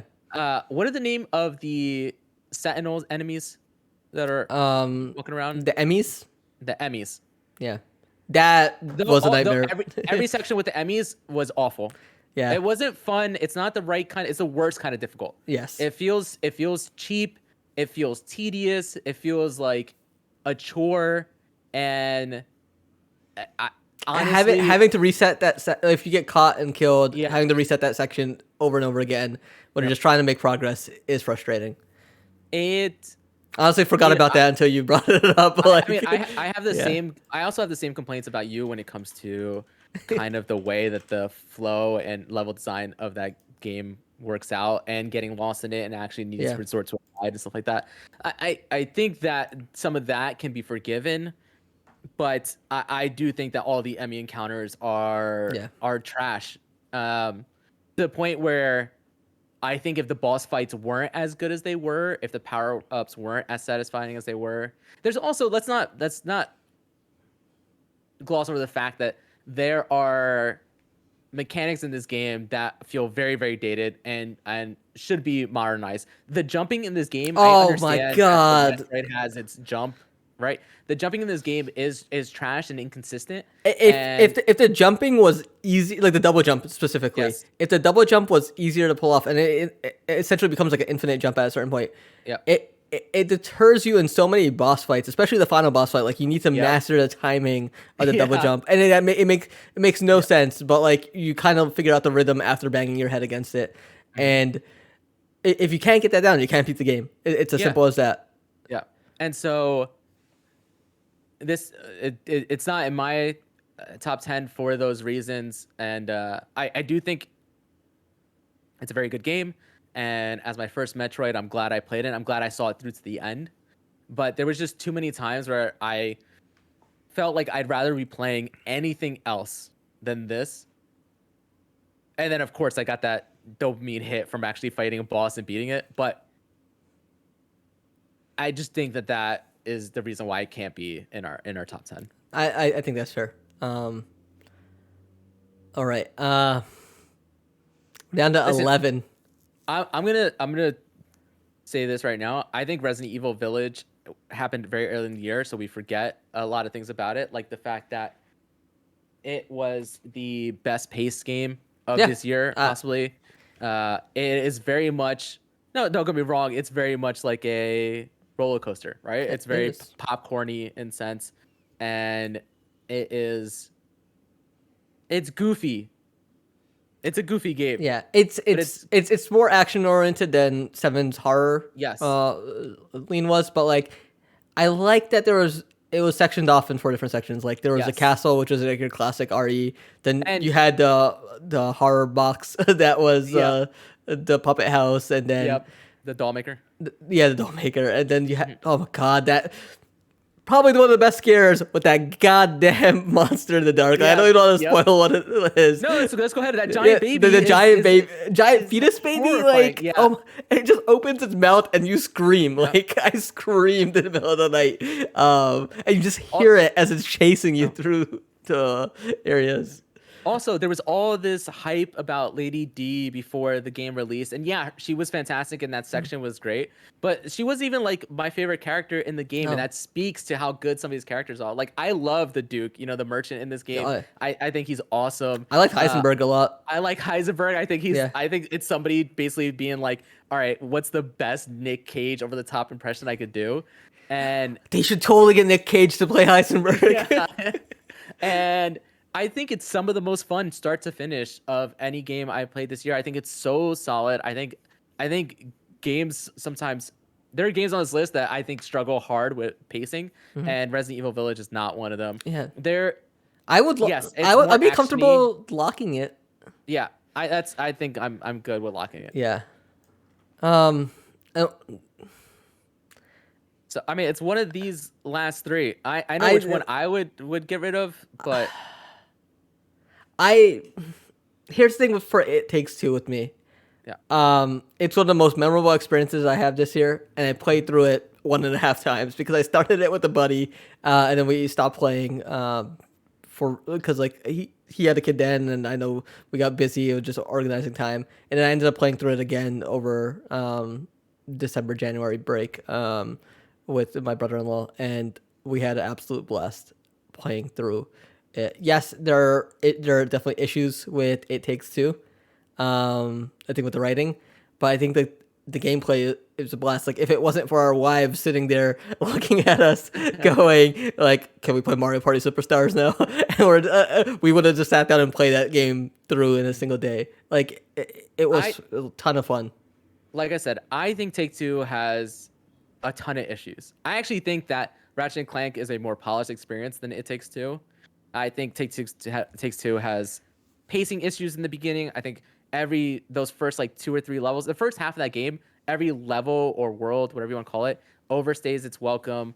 I think some of the writing between the husband and wife is so cliche, and the bickering gets overwhelming. You need it like it's a relation. You need to turn your relationship to a relationship. Yes, I hate the book so much. I hate Dr. Hakim. I hate him. We turned. I hated him in the beginning, but I turned around on him like halfway through the game. It was. Oh no. Okay. But I will say I think it's more memorable than Ratchet and Clank Rift Apart. So listen, I'm going to. You sure? I'm gonna let you decide between these two real quick, because I need to take a little bit of a restroom break. For 30 seconds. Okay. You can go ahead. You can have chat help you decide between these two. And just so you know, I also believe. Well, we can talk about it after this. But Okay. I think whatever one stays, I think that's our number 10. But go ahead. Oh, okay. Okay. That means I can bump Scarlet Nexus up just one more over there. So as Rob takes his break, got some comments in the chat from Brandon Stark 069. Did you guys play any of the Dark Picture Anthology series? So Rob has actually played the first two, Madame Badan, and I forget the second one. House of Ash, we both have. I promised Rob we'll play this on stream one day. And we do it immediately after it came out. We have not done it yet, so I think I need to find a day with him where we sit down and we play through that. But I'm curious for anyone in the chat if you played It Takes Two and Ratchet and Clank, which one you would cut, because it's rough. I really feel high about It Takes Two. It was it is such a good experience. It's also very fresh for me, but I feel like if we're talking platforming in general, It Takes Two and Psychonauts 2 are better than Ratchet and Clank. But gameplay, like action wise, Ratchet and Clank was so much better. This is a conundrum. in the mix. Like I know we haven't talked about Scarlet Nexus, and I'm shocked that, and I think Rob has just, I've beaten down Rob over the course of the year. I'm just saying that Scarlet Nexus is going to make our top 10, and I think he's really giving this to me. Yeah, I did end up being Psychonauts 2 Monday night. I spent, finally started it, played through it. I actually got beat it 100%, locked all the figments and the memories, all the baggage, did everything, all the conversations in the post game. So I'm really excited to delve more into that. And I'm gonna make a prediction here while Rob's gone. I think Psychonauts 2 might take it, but let's see. Rob. Yep. What have you decided? Okay, tell me how you feel about this. Okay. I think in terms of the platformers we have on this list, It Takes Two, Psychonauts 2, Ratchet and Clank. I feel like It Takes Two and Psychonauts 2's platforming was more fun to me, but the action, the action in Ratchet and Clank is better than the action in both of those games. Yeah, probably. It's just more fluid. Yeah. Than in those two games. I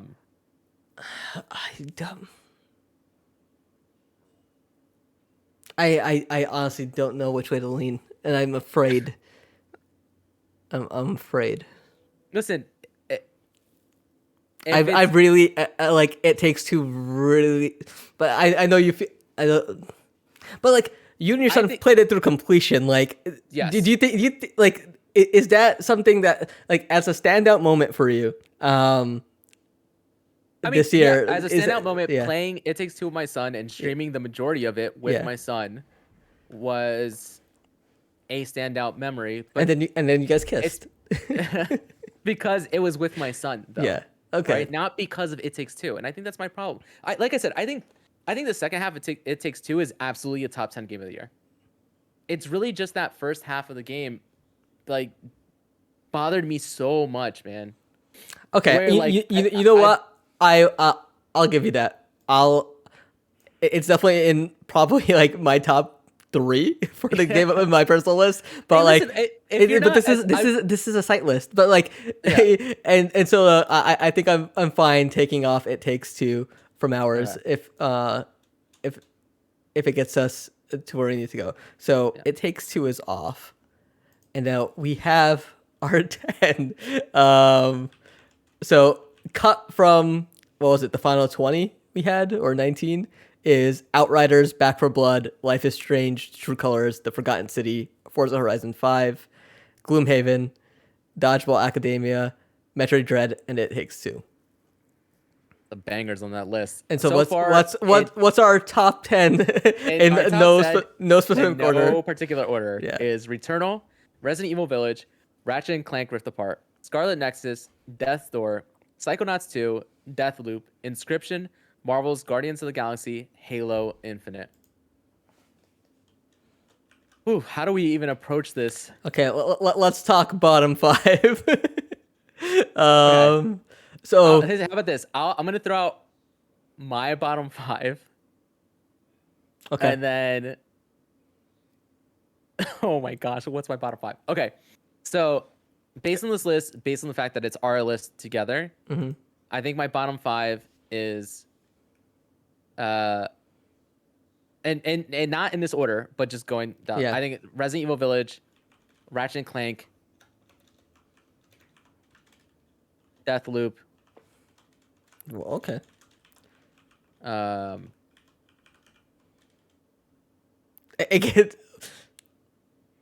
It's tough right here. I could put Scarlet Nexus. Okay, you help me here. I'll put Scarlet Nexus there because I just wanted it represented. like I was ready to sacrifice stuff for Scarlet Nexus. Yeah, no. No, Scarlet Nexus deserves to be here, man. As our site's top 10, there's just no way I argue against it.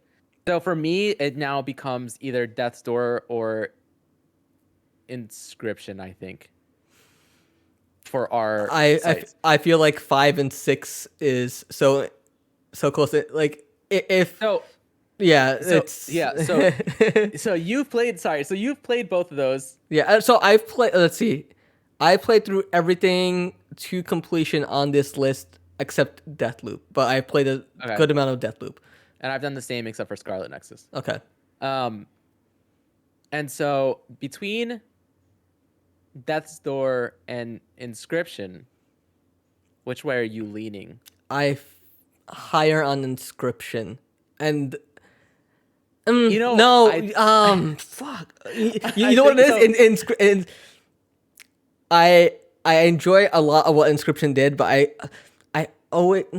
The ending for Inscription is an ARG to see what happens Oh afterwards. yeah, You know, yeah. like that kind of pissed me off. But like I enjoyed every single thing Inscription was doing. And that store I had a great time with. I think I played through it in like in a day or two. I think I think it's a played solid. I think it's a solid one of those. Great bosses, great characters and great. worlds. Yeah, great writing. Yeah, A ton of so style. funny, some like, really funny writing in there too. yeah. Yeah.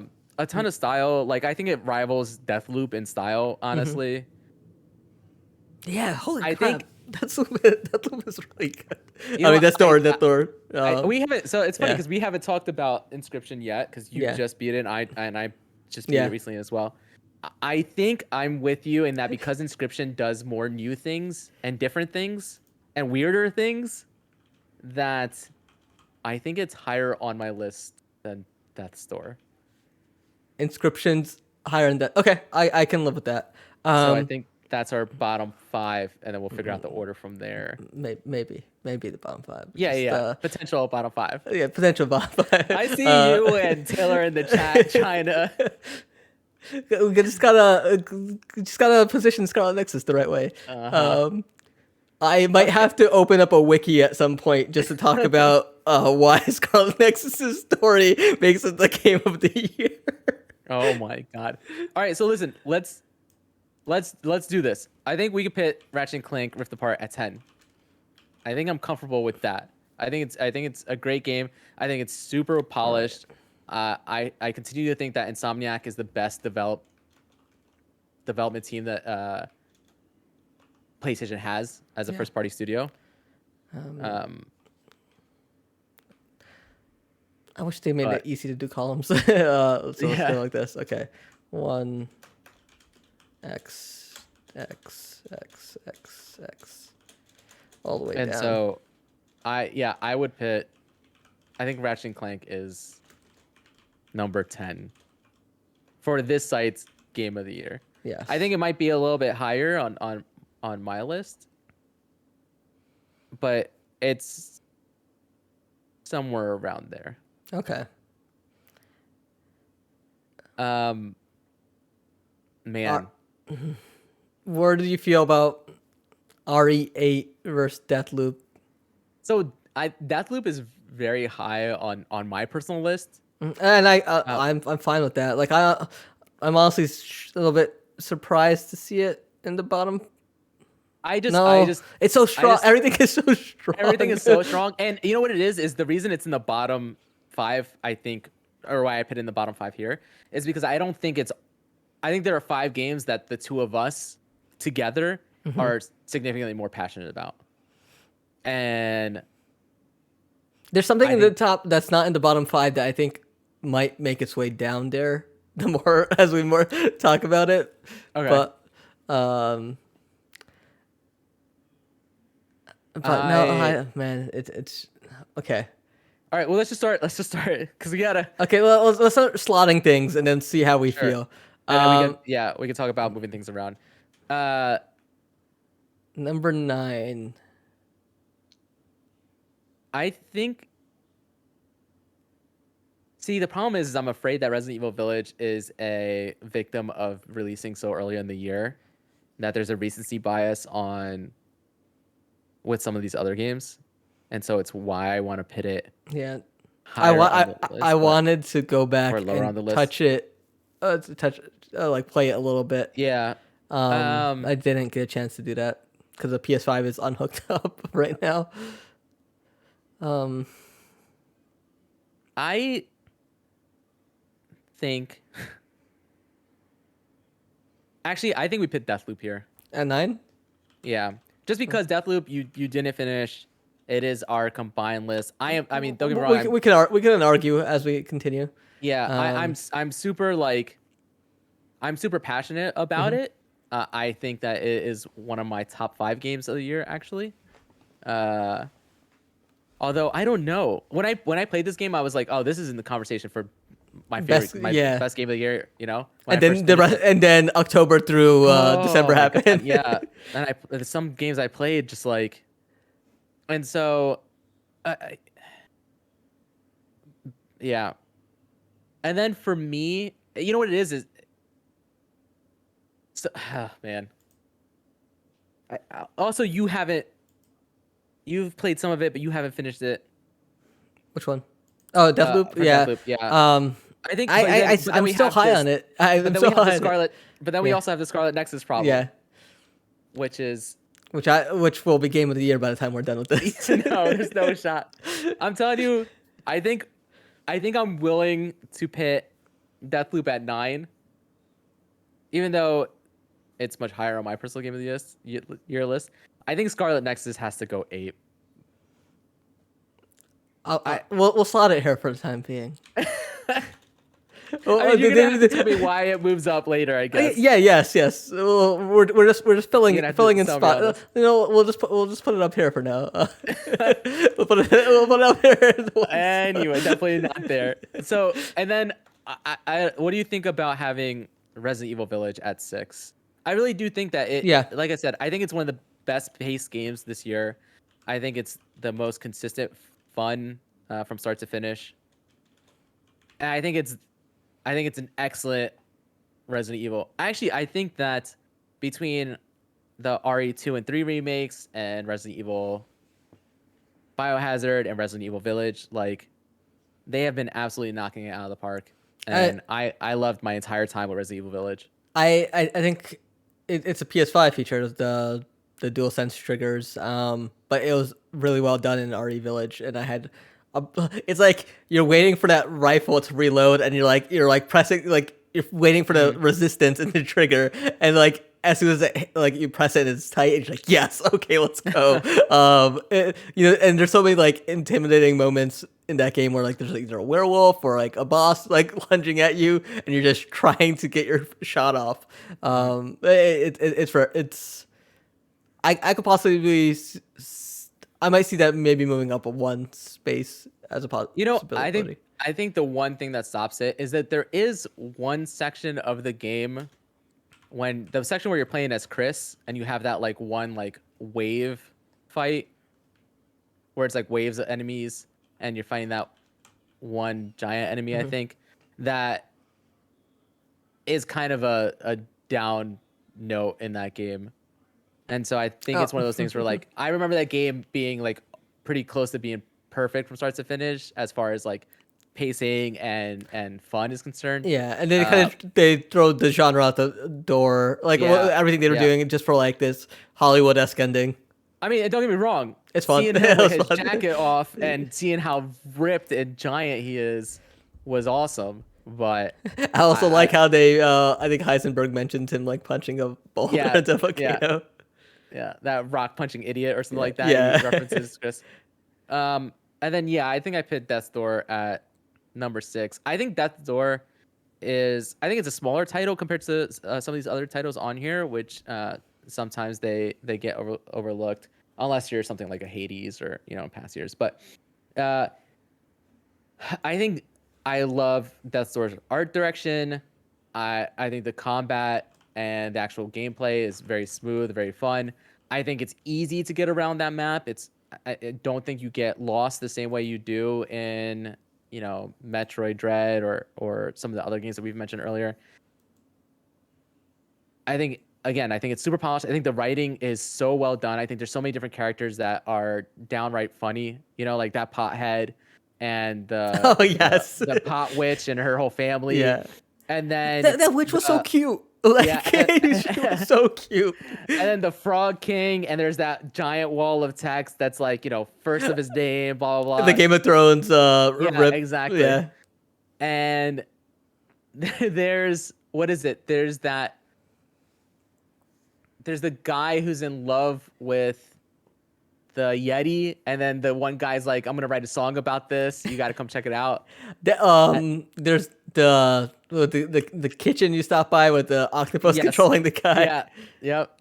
Yeah, Uh, there and like the secrets in it, and I think your camera just went out. yep. Give Yeah, me 2 secs. yeah. The secrets in that game were all over the place. Like you could finish this game, and then there was even more to do at the end. Like I don't think I collected every weapon, and then there was like ability upgrades as well that I didn't even know about until I like pulled up a guide to see what the end game was like. There is a ton to do in that store. Like you can play through the story, the campaign in like a day or two. It's not too long of a game, but it is it is just immense amount of value, I think, for what it is, and it's on Game Pass as well. So if you haven't played it, like definitely check that one out. Um. Yeah. No. 100%. All right, so we have our tentative bottom five structured, um, which is number 6, Death's Door, number 7, Resident Evil Village, number 8, Scarlet Nexus, number 9, Deathloop, number 10, Ratchet and Clank Rift Apart. I will say now I might make a play for Scarlet Nexus being maybe bumped up one, but let's see how the rest of this list comes together. Because I honestly thought I'd get Scarlet Nexus in at 10, and so I haven't really said anything about this game yet. So this is my Trojan horse. All right. Well, we're talking about number 5 here. I think that Inscription slots into number 5. All I right. think so. Okay. Um. And I want to talk about Inscription because I don't think Inscription is going to move from this spot.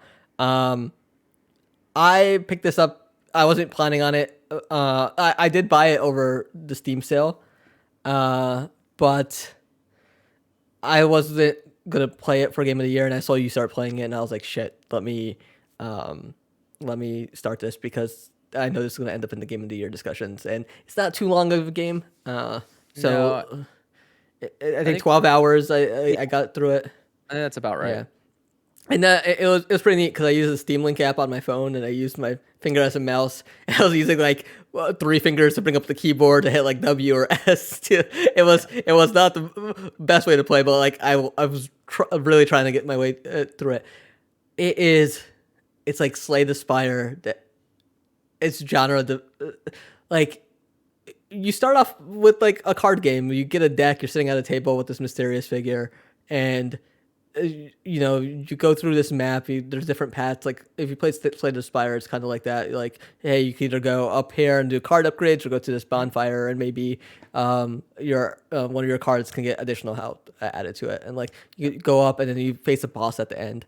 And you're doing this. You're doing a couple runs, and then you're like shackled to this table, and then the guy's like, "Oh, go get me this candlelight," and you get up from the cabin and you start walking around. And you're like, "Oh, I can interact with a lot of this stuff here." And then it turns into essentially an escape room. Yes. Right? Where there's all these different things that you can interact and the puzzle elements and it makes you feel so smart. It does. Yeah. It makes you feel so smart. You're like, nobody has figured this out.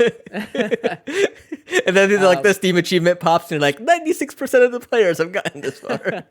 No, and it does a great job of like leading you on while still giving you the freedom to figure things out yourself. Right? Yeah. It does. It makes you feel smart when you figure out some of these puzzles. It also teaches you how to play the game as it's going along and how to succeed in the game. And how to break the game. And how to break the game, yeah. And the funny thing is, it's one of those things where I was playing in that first section in particular, and I would keep getting to a certain part, and it's just like, man, I can't get over the hump. And then I realized that I had been avoiding along that path, picking up my death cards.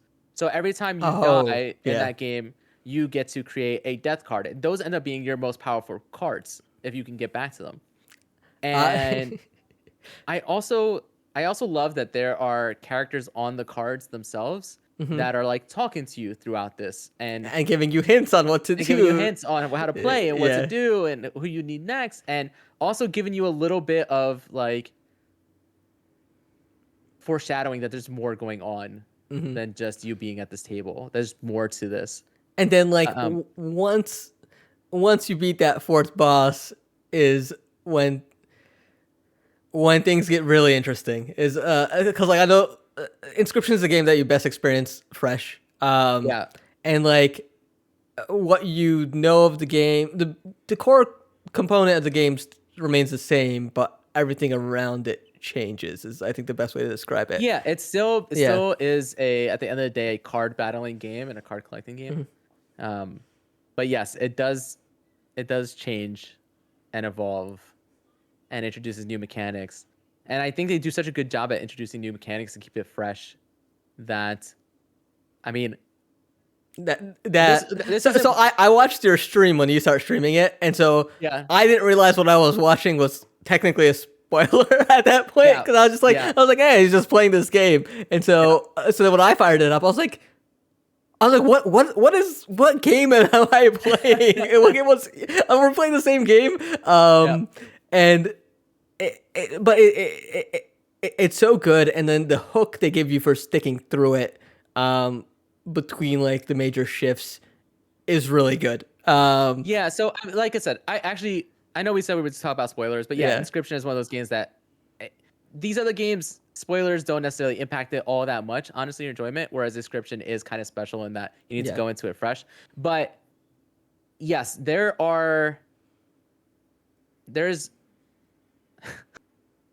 like the story that you're playing in the game and then a story outside of it. You know what it is? It's Assassin's Creed. Yes, it is Assassin's Creed. And so, and they do an absolutely fantastic job telling that story and keeping you hooked, like keeping you wanting to know what was going to happen next. And you can't help but try to guess what's going on and what's going to happen next. And I can honestly say that I did not see the ending of that game coming. One of the sequences in the ending that references your youth is a particular Saturday morning reference, a cartoon reference, had me laughing. Oh, that was great. It was amazing. I love that so much. Oh my God. Well, I can't wait for us to talk about this after. Yeah, because like I sat there and I was like, hey, this looks like it is that. Yes, it's 100% that. And so for everyone that's played Inscription and beaten it, you will understand what the hell we're talking about. But for everyone else, go play Inscription. I think like every one of the games in the top 10 are, even in our top 20, go out and play. Absolutely. But when it comes to Inscription, I just think it's the most immediate one. You should just go out and play. Yeah. Yep. All right. So what do we have here? We have now we're talking about our top 4.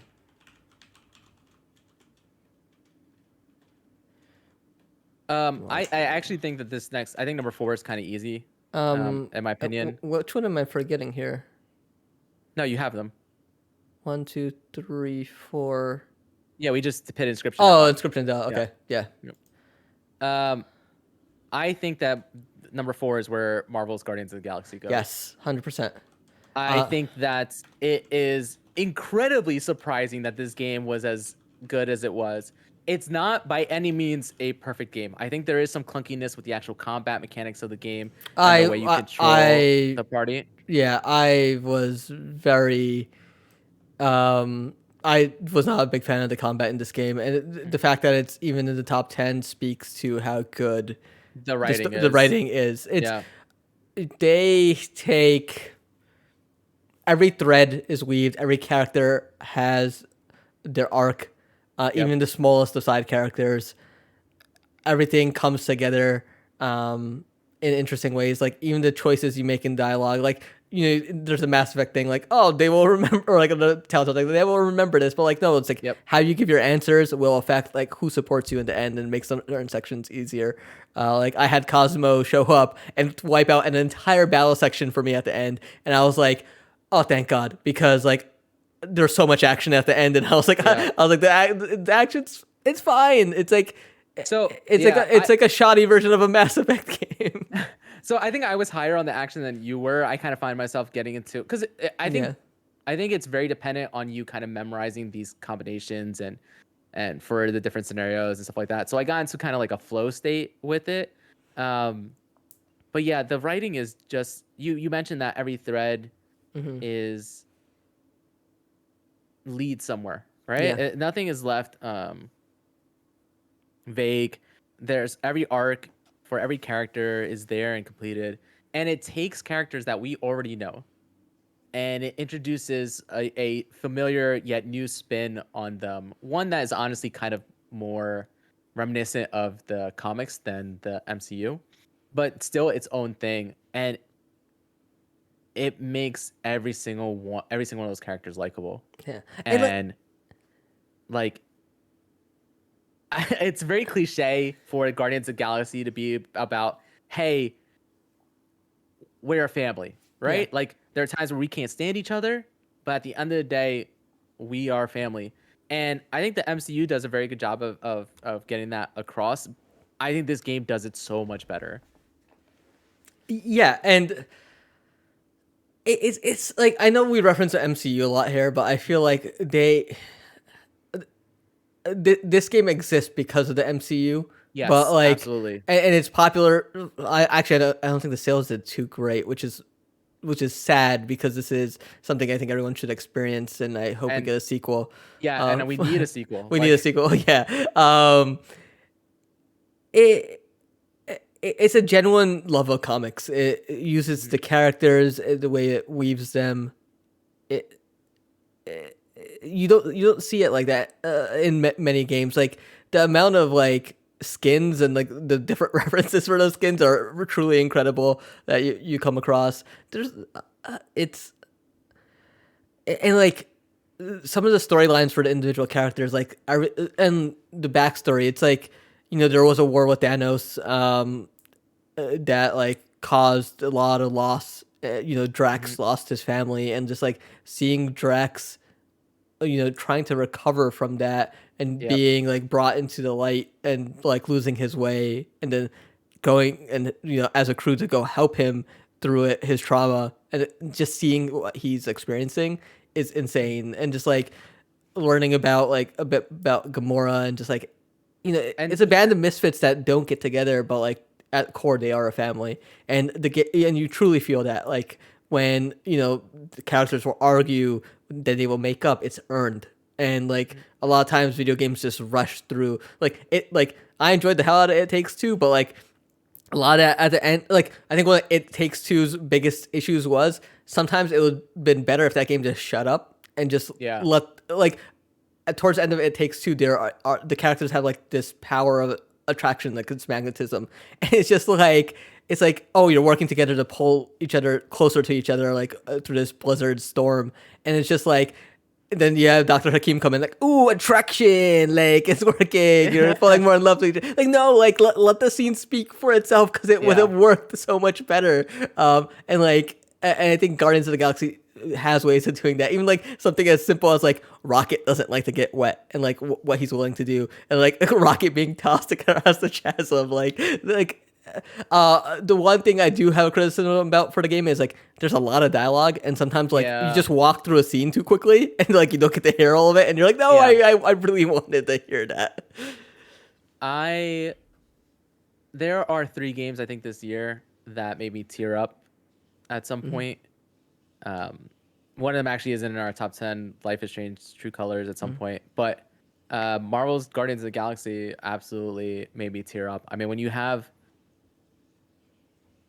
and it's funny because you see all of the characters' backstories and trauma explored throughout the overall story, right? I mean, you mentioned Drax already dealing with the loss of his family and basically falling under the spell of the church in order to basically his despair and his want to see his family again, even if it means the end of everything else, right? And him getting over that. You see Gamora and her relationship with Thanos and her being orphaned at a young age, being brought under this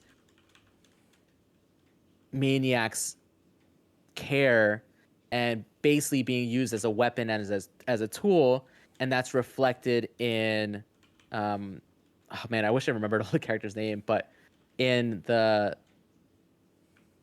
grand Oh, uh oh, what's his name? Anyway, and the main villain's, relationship with the young girl in this game, and how that affects her and why she is so um, filled with blind rage at this situation. And then you see Peter Quill and him not having a father growing up, his mom being the world to him, and then him losing his mom and how that's reflected in the girl losing her mom. And there's also the idea of, it plays with a little bit of like a father-daughter relationship, and then again ties it into, even if we're not blood, like you are still family if you want to be, yeah. um it's just, it deals with a lot of heavy stuff for a Guardians of the Galaxy game. Yeah.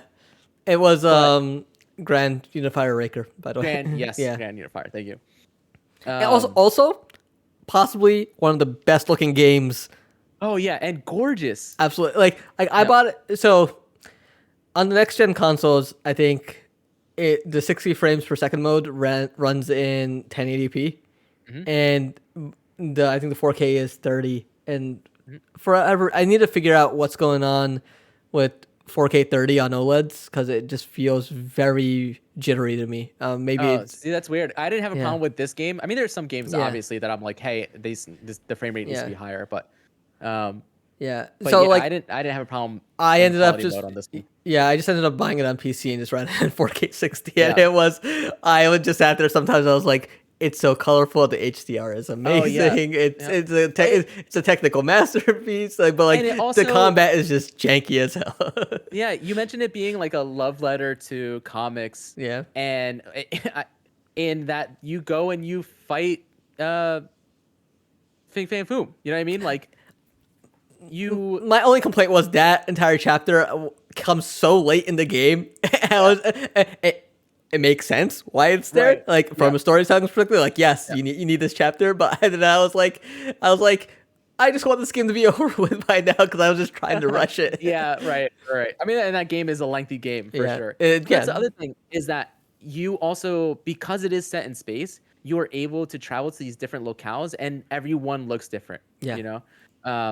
And every one of them is gorgeous. Like And there's hilarious enemies, just like jelly cubes. even if this game isn't, our game of the year, I think it's easy to say that this is the best, most pleasant surprise of the year. 100%. Yeah. And that marketing can really hurt a game sometimes because the marketing made this game look like dog. I know this game gets like people give it a pass on the soundtrack because it's like a lot of 80s music, but like Yeah. I really enjoy the music on Yeah, this no, one. it was so great. And when you do the huddle up and you get hyped up, like I wish I could speed up the huddle up after like the 30th time sure. doing it. Also, very I easy enjoyed achievement it. game. Like you can if you're into achievements, it's very very all good right, achievement game. here we go into our top three. Okay, so I our think top three is really- either Returnal, Psychonauts 2, or Halo Infinite, or as we tentatively set this, and then we look at it to finalize. Yep.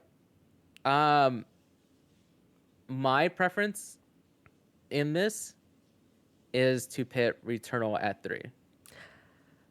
And truth be told, I think Yes. Returnal is probably higher up on my personal list because I did take some issues with the way that game makes you play because of the fact that when we played it, there were no save states. I know that it's in there now, but again, we're talking about this as our list, so it's when we played the games. Yeah. And the fact that, yeah, I had to sit there into, 4-hour sessions until like 2 a.m. So that my run didn't get ruined. And I know, our mutual friend Matt, he had a bunch of situations where the game crashed on him. My cousin's playing it now. Who's texting us about it. He's like, "Oh, this game's so hard." And he was having a good run, and then he's like, "My PS5 just crashed. it won't turn on. It took him like a half hour to turn it back on for whatever reason. But he's like, Yeah. it lost the entire run, and he's like, it was See, my best yeah, run yet, and that that is a nightmare with this game. But I will say, Returnal has probably one of the best gaming moments, and it was my run for beating this game. Which was and like a that's 6 hour why. run where I stayed up Yeah. all night, had to be up early to go pick up like a thing from a different apartment building in our area. And my wife, and we also had to set up for our baby shower later that day. I was on 15 minutes of sleep all day, but it was worth it because like the adrenaline rush of just like having that perfect run, making Yeah. it through and just dominating. Like, and this game is it's feel with the dual sense. It's the audio cues from your headphones. The audio design is phenomenal. Like honestly, like you are reacting to things you're not even seeing because you're hearing them and knowing. Like you're like Super Saiyan at a certain point in your run, and everything is just like clicking. But like the runs that it doesn't, that's where it can get frustrating, for sure. And like the only reason I stayed up those 6 hours was because like I had family in town and people wanted to play that PS5, and I couldn't guarantee like that save wasn't going to be touched Yeah. Right. and so I had for me it was like I had to sit down and do it, and I was like texting my boss and my coworker. I'm like, oh my guys, it's happening. Like I'm here, and like it was like it started like at 4 a.m. I was like, I'm in the fourth biome, I'm in the fifth biome, I'm in the sixth, and like and they were celebrating with me as like the sun is peeking through the windows. It is such a great game, but I will not touch it again because Yeah, no, there's no shot I play this game yeah. again. And I will say that th- Returnal is one of the best feeling games to play. And if you listen to the podcast often, you know that I'm very high on how a game actually feels to play. It's kind of why I'm down on a certain particular Sony-owned studio that we won't talk about because I don't think their games feel that great to play. But anyway, Returnal feels absolutely fantastic to play. There is a very like you can get into that flow, which is kind of what leads you to have these 4, 5, 6 hour gaming sessions. I do think that there is a point where you can get a certain combination, and then it makes the game a lot easier based on what your weapon combination and perks are and stuff like that. I think that the story is interesting. But for me, what drives this game is very much the actual playing of the game. I do love the environments and the art direction and the enemy design, and I like shmups in general, and to have one this modern, this high quality, as what's essentially a third person action shooter as well. Like I I enjoyed Returnal a lot more than I thought I was going to, Yeah. and I think from a gameplay perspective, it is absolutely one of the top three. And even just on gameplay alone, like if I there's an alternate reality where the way this game is set up is different in that there are like save points, kind of like the way there are now, and there's also maybe a little bit more diversity in the environments. I think when you have a run-based game and you're in some of these sections for a long time and you're doing them over and over again, I do think they get kind of tired. Yeah, especially that desert one. Yeah, Cause yeah, that's that's literally like like the one that that's I'm thinking of. because that's the one where you get like you're stuck there for a bit, and if you Yeah, can make it to the third biome, um, it's just the third biome just those drones hit you so hard. yeah, Uh, and if you don't catch them fast enough, you're not dodging, and like you're on platforms in the air, so it's like very limited areas where you can dodge. So if you're not dodging the right direction, it's just like you have to have the right run for that yeah. and right weapon. Yeah, And there's so, a world yeah. where what I was gonna say is there's a universe where a couple of things are different about this game, and it's number one or number two. Yeah. I will say one of my favorite things was like when we were talking about our like favorite weapons and stuff. I think mine was like the Rotland Globber, and you're just like that piece of shit. Yeah, that gun is trash. No, that gun was. Oh my god, I had like damage over time like ability on it, and it was like yeah, that was the other thing. Like the weapons have abilities, like not Yeah. taking damage and killing more enemies gets you like better perks as you go up. Yeah. And like the artifacts and stuff you can grab. It's it was the best run. It's the best run in any like run based game I've ever had. And yeah, I think it's 3. Like I will lock this baby in at 3 Yeah. because like it definitely earned it. Yeah. Like I said, I think on my personal list, it's probably, lower on that list or higher, however you want to decide, so lower on that list. But I think as the podcast, I think number 3 is where it belongs. Yeah. Because I still remember like you telling that story on the podcast and being as excited as you were. And that's actually what drove me to give it a shot and play it. And I'm very glad I did. And I listened to you. So I think number 3 is where it goes. Okay. So Halo Infinite and Psychonauts 2 are up for 1 and 2. Congrats to Microsoft for 2 of the studios they own and the games they release, even though Psychonauts 2 is multi-platform, for being in contention for 1 and 2 on our list. I have my thoughts Yeah. on this. I feel like it could go either way. Right. So I think this is tough. Let's talk this out. Let's first talk Psychonauts 2. Yes. Because I had given my thoughts and I had told you at the time when I finished it that this was in contention for Game of the Year for me. Mm-hmm. I told you that you had to play it and had to finish it. At the time, you were only like 1 level in still. I was still on that first level. Yeah. So then you went and you finished the rest. And what are your thoughts? And you haven't argued with me for it being this high yet. No. So what are your thoughts? Okay.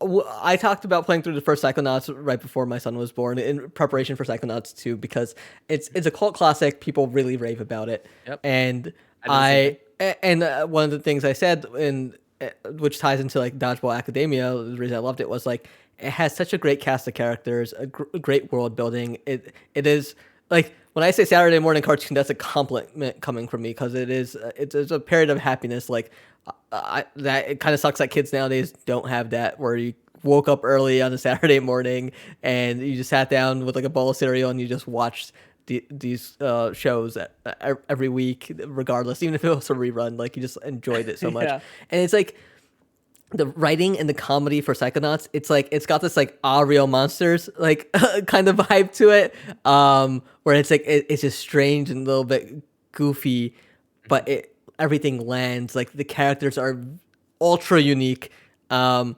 it's not an easy thing to do. And what Psychonauts 2 does is it takes like the teachers from like the camp, like the counselors, and it brings in like a whole new cast of like interns as Raz gets placed as an intern at the Mother Lobe for the Psychonauts at their HQ. And like all those characters are great. Like Sam, who is Dogen's sister, is just as funny in my opinion, if not better. Like every time she summons that whale. It's like it's not the fact that she summons a whale when it's like absolutely overkill. It's like how the art style on that whale, how that whale looks. It's like the expression and the stances. It's going back to like Psychonauts 1 where Raz like gets a new ability and then like there's like a spotlight on him, everything is black, and then it turns out he's in the classroom and everyone's like, what are you doing?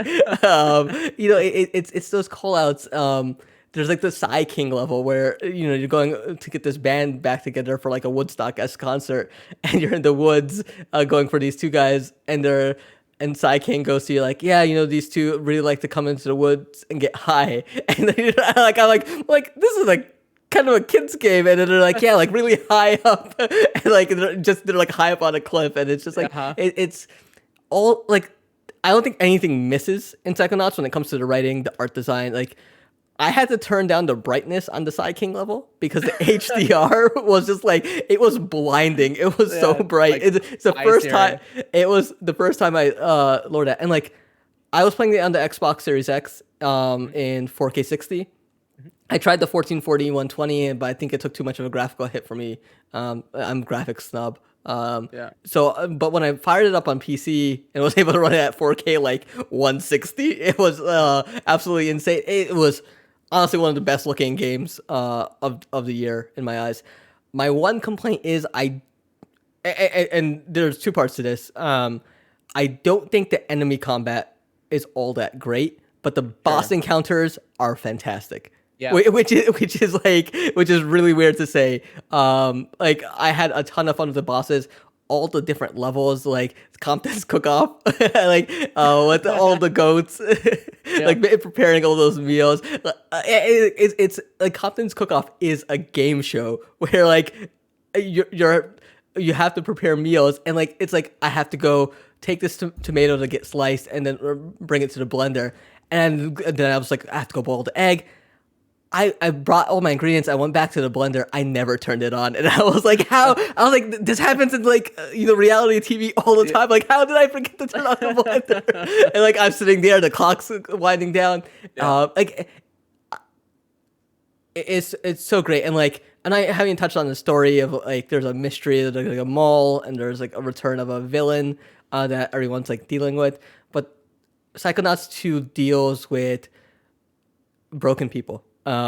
Like there was a villain called Maligula in the world that the founders of Psychonauts stopped many years ago. And Maligula is supposed is rumored to be coming back or is alive, and so there's like her loyalists that are trying to bring her back. And then but all these founders after having stopped her are broken in different ways. Like one's in self-isolation. Fort Kruger from the original Psychonauts is, even the first one, he's very weird, very wacky. And it's because his mind is fractured. And Yeah. everyone dealt with it in their own ways, but it's you're trying to help them through the trauma. And like one of the very first missions in that game is like you learn mind connection and how you can like link or change people's ways of thinking. And it's not like you're going in there and like forcibly changing them. I think Raz quickly learns early on that, hey, through that first mission in the Psychonauts Academy is like you don't forcibly change somebody's way of thinking. Like you help them through that trauma. Exactly. It's not okay Yeah. to just change it. Yeah, and so it's like you're going through this game, you're helping these people through like these really funny scenarios, but like it is heartfelt. It has so much empathy, and like there's like and like I'm painting. It's a funny game, but there's like actual trauma that's dealt with in such a caring manner. This is another one of those games that I teared up. Yeah, Playing towards the end. There's also the element of like Raz's family and the fact that they hate psychics, and Raz has his own fear of water, and you learn through the story why that is and why his family hates psychics. And you mentioned that the Psychonauts and their initial founders had to stop Maligula, and how that damaged them and broke them, and the reason it broke them is because Maligula was one of them. Yeah. Before her own trauma and issues got the best of her, and even though she is this villain who did a horrific thing, you learn through playing this that like things aren't always black and white, and that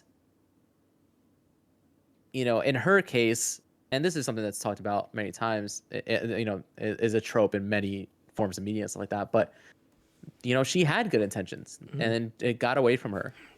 And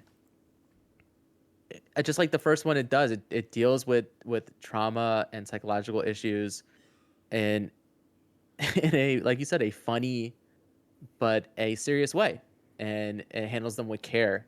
And there's not an inch of that game that you can't see or feel the love that was poured into it. Yeah, and right?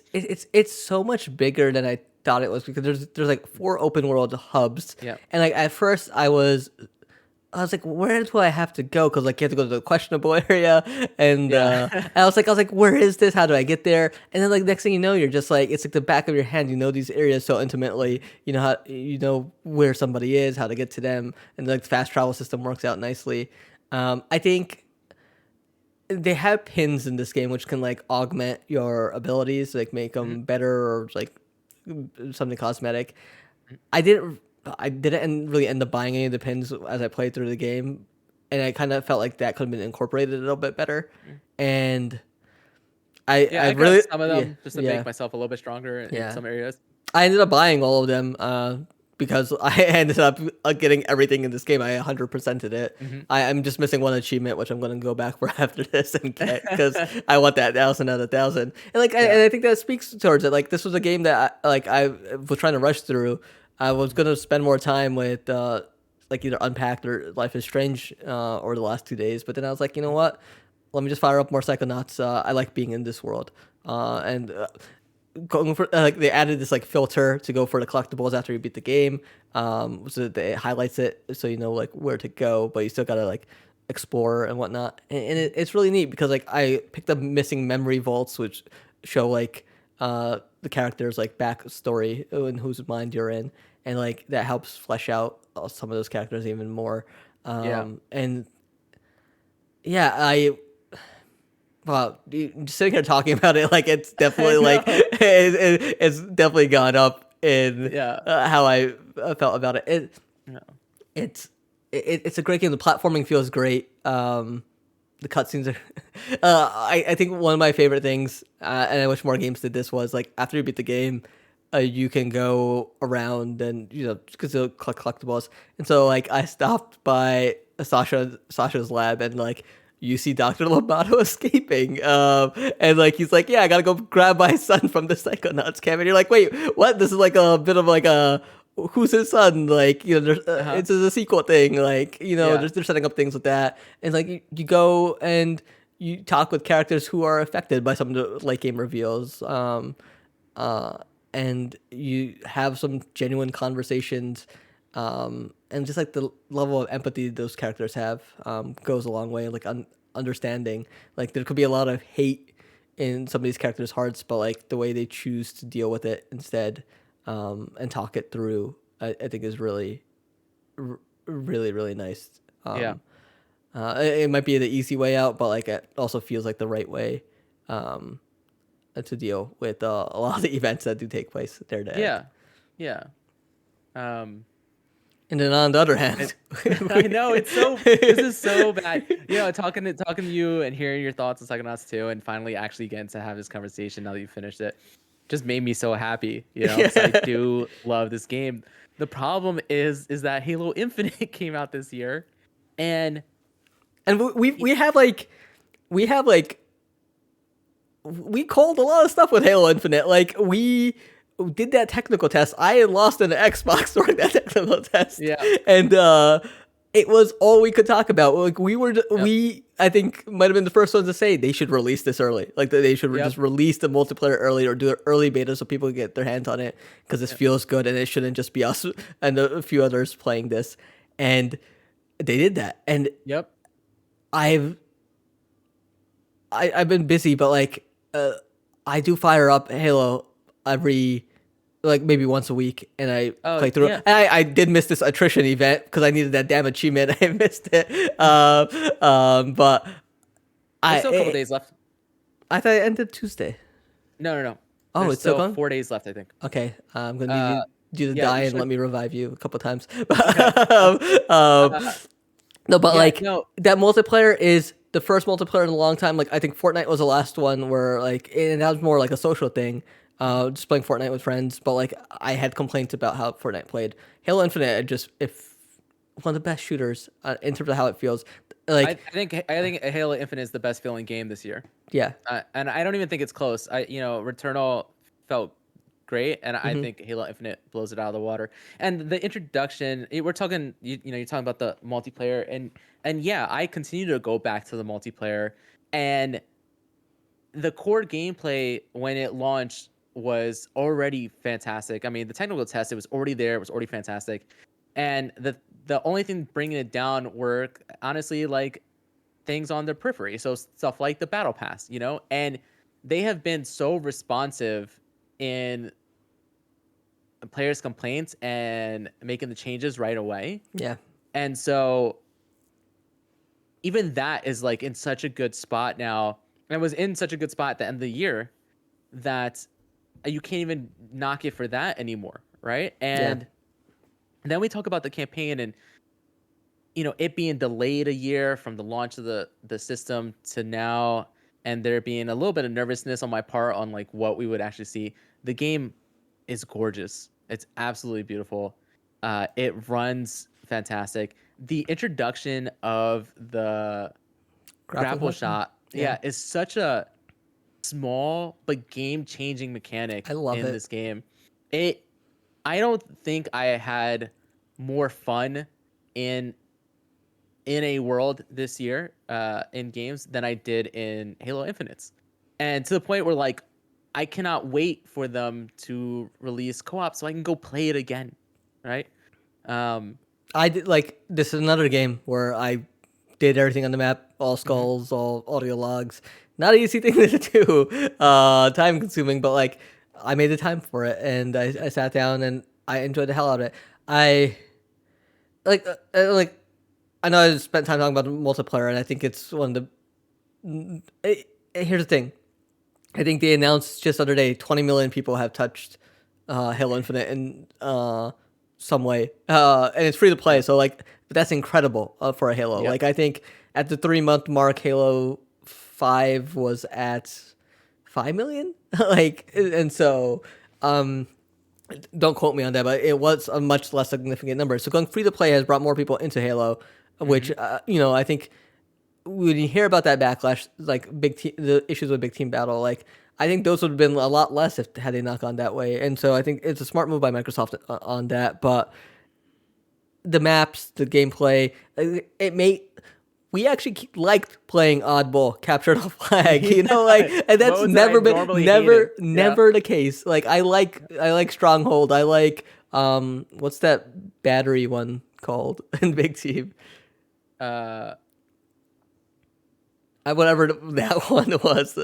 yeah. Yeah, but like the guns feel great. I know people complain about the Mauler being Too broken, strong? too Yeah. strong, but I don't get close. Yeah, Like right. No, maybe it's I worse at higher competitive levels, but like I feel like it's fine. It's balanced. They're not running I mean, into I agree. I yeah, think almost all the weapons feel great. I yeah. think that there are still some weapons that, Could use a little you bump. know, use a little bump, or maybe like, just trying to figure out on how it's supposed to be used. I think Yeah. there's only one truly bad weapon.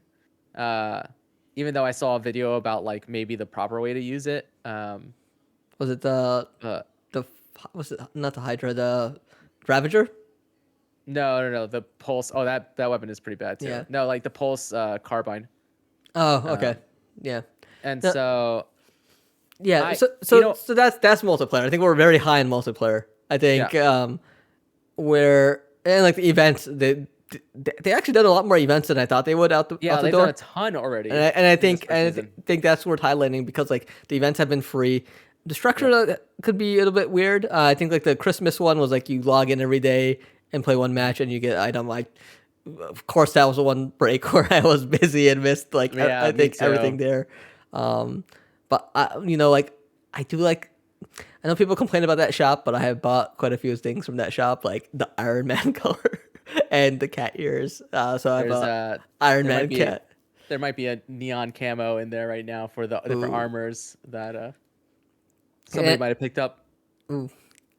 Yeah. But Yeah. So like, and yeah, like it's really cool that they're doing this, and I think they have a good finger on the pulse of all of it, and they have just did I think the samurai the Tenrai event, yeah, with that, and along with the battle pass changes, it's been good.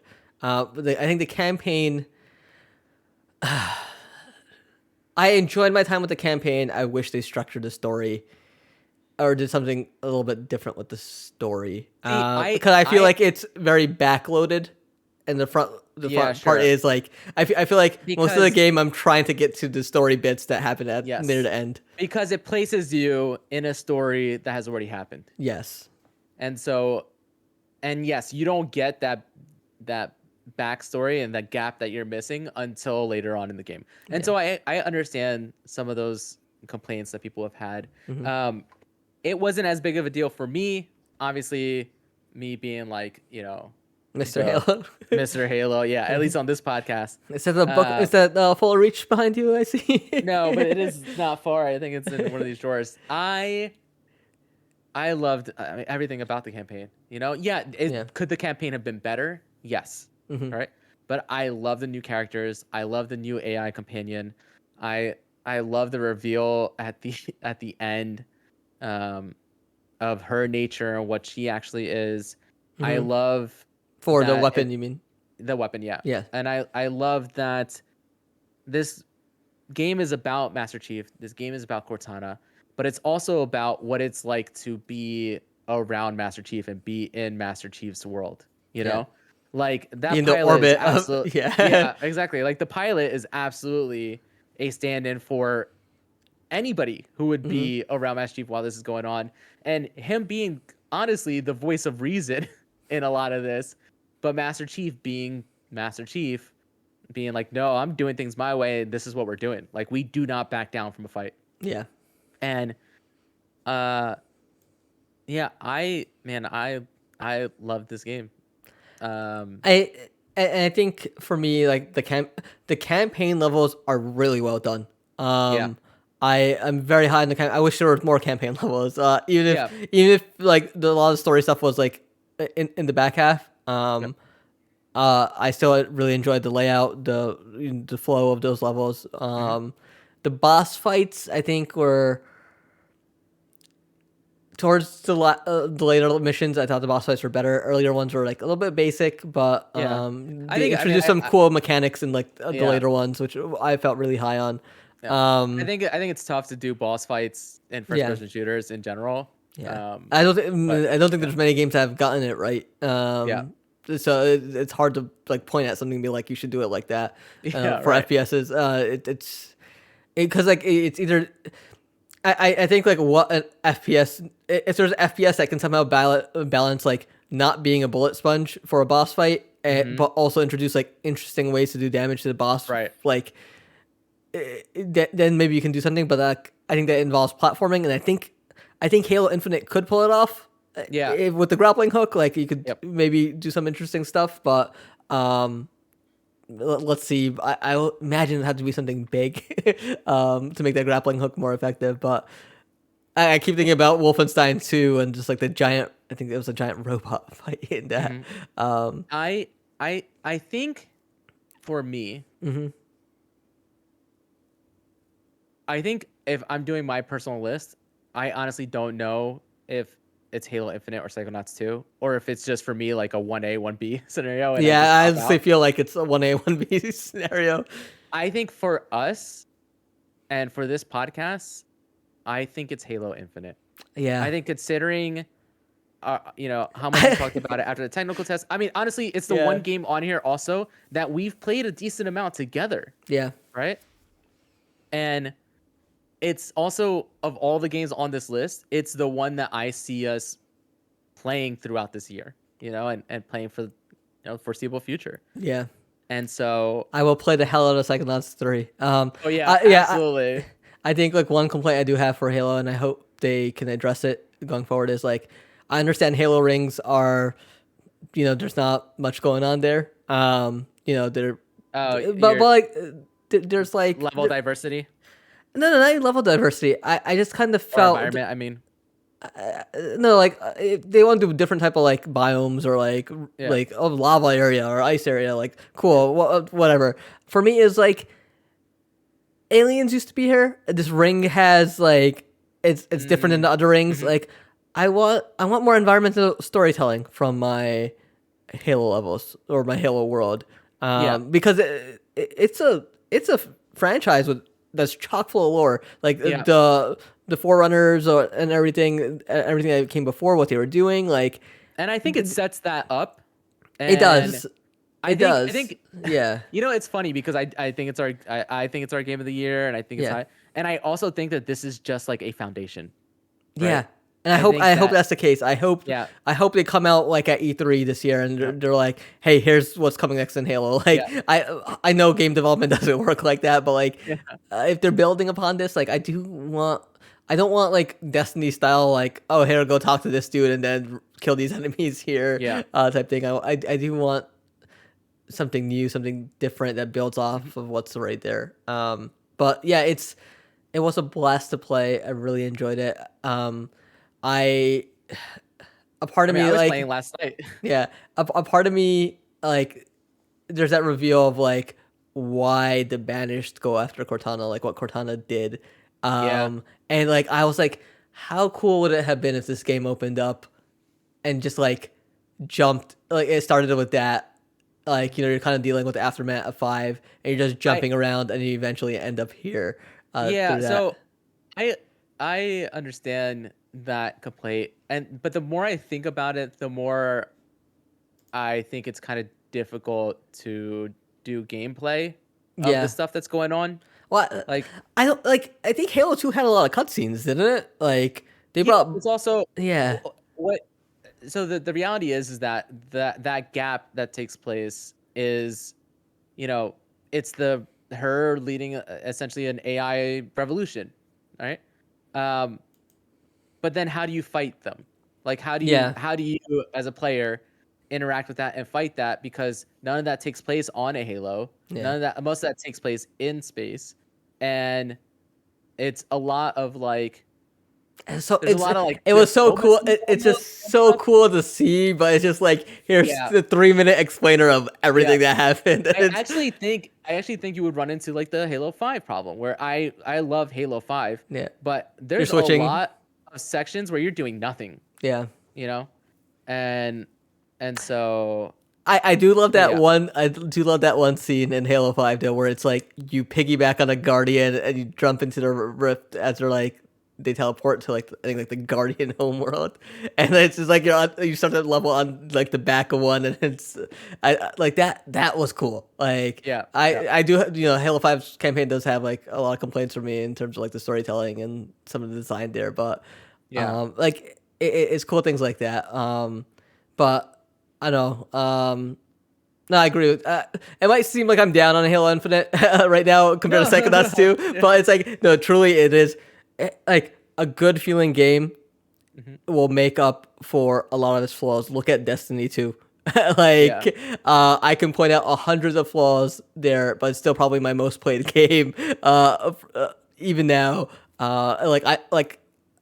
I'm glad Game of the Year discussion's happening now because I need to catch up on Destiny 2 stuff for right before next month.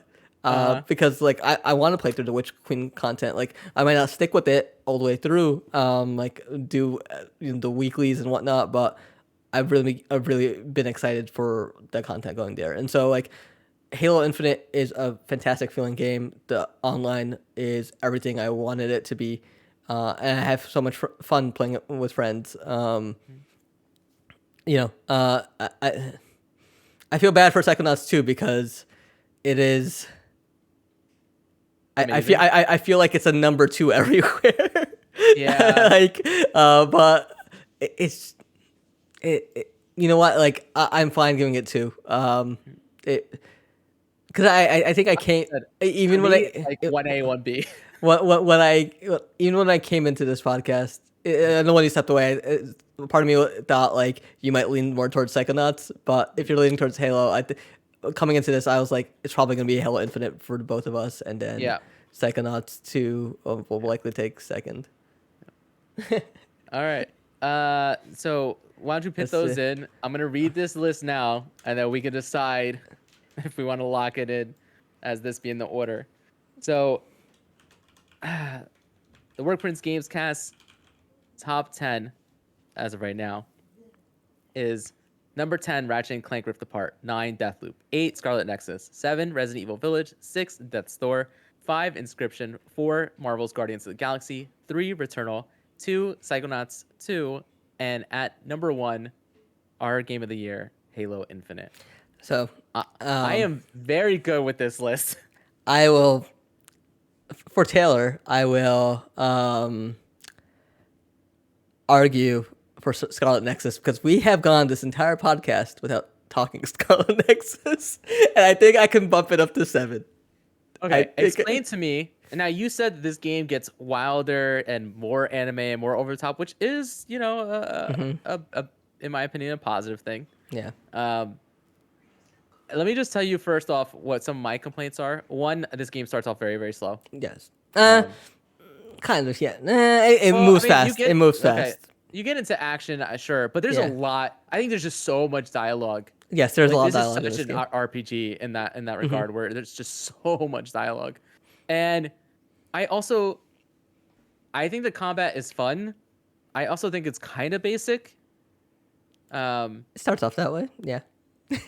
and see, so that's the thing. So all right, Yeah. so you tell me why this should Okay. move up. So let me go with the cons of Scarlet Nexus. The environments aren't all that. You're kind of like playing through a lot of environments over again. The enemy types you'll see quite a few times, but it's the action and like how you tackle these enemies. Like you are part of this group that like everyone kind of has like powers. It's like a psychic network that you tap into, and you tap into your team, your squad's like abilities over time, and you're dealing with these things called others that come from this thing called extinction belt that covers the sky. Like these spores come down, and these monsters come and attack humanity, and so you're part of the OSF, the Other Suppression Force, and you're dealing with you're trained in to with your abilities to take on. So some people have like electricity. Your character has like a telekinesis power, and you're going through, and like as you're going on missions, you're tackling these others. You quickly find out like that, hey, people, others are actually people. Like, and this is like early. This is very early game, and that's like one of the first twists. You're like, oh, okay, like I guess I kind of saw that one coming, and then that's just like the flurries at the top. You quickly realize the conspiracies on conspiracies. You realize the truth about humanity, and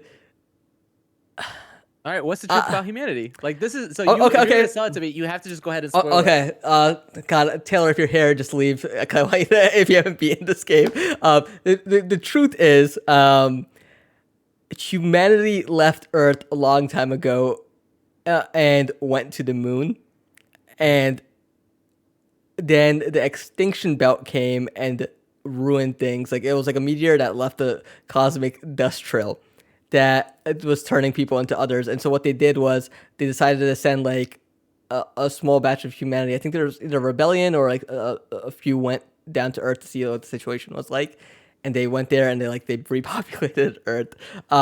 The plan was to figure out a way to remove the extinction belt, so like either humanity can continue, or come back to Earth, or like the moon could like then prosper. What how the plan for taking it on is your character has a telekinesis power that is similar to, so there's two protagonists. There's Yuito and there's what was the girl's name? Do you remember the other girl? Kasane. Mm, Yuito and mhm. Kasane. So they share the same ability of like telekinesis. You quickly find out in the game that the ability is actually gravikinesis, and they can use it to time travel. But another character Right, has and there's kind of some like alluding to that early on, honestly. But go ahead. yeah, and so it's like the idea is to use gravikinesis. The government's plan is there's a secret conspiracy within the government from General Karin, who's like the strongest one out there, to create this system called SAS, which like has all the citizens tapped in because everyone's like part of the psychic network. And Hmm. so like you're using these brains for like power essentially. And so the plan is that have both of them tap into gravikinesis, use it, all the citizens as like Batteries. batteries essentially Mhm. to pull the extinction belt and just like move it out of the way. It's absolutely bonkers. The way it escalates, everything with time travel, the character relationships.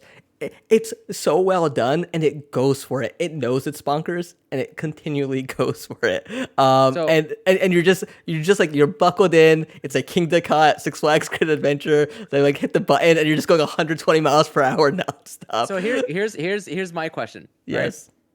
if this was an anime and Hmm. not a video game, would it have the same impact because if it would, then I think the game is fine being where it is. Because my problem with this game is that I could see your argument. I do think that, like I said, I do think that the actual gameplay itself was fun. I think early on there's a lot of just like, I think the environments aren't. I don't think the environments are that great looking. I think the character design is cool, and I think the enemy design looks good, but I don't think this is the prettiest game. I also, I thought it was a great I, looking game. The environments, I, not so much, but I like the character yeah, designs and yeah. stuff. I mean, the character It's very design is the anime. best part. Yes, It's right. very anime. I think where the game shines for me is like it was I think one of the first games announced for next gen, and like when you're using, so like you have one squad and then you have like I was playing with Yuito, Kasane's squad is off, but like at a certain point in the game, like they're I think after the 2/3 mark, both squads come together and you have access to everybody's abilities. And so like you're tackling enemies and you're just like throwing everyone's abilities in, and depending on your relationship with everybody, like you have different types of power ups.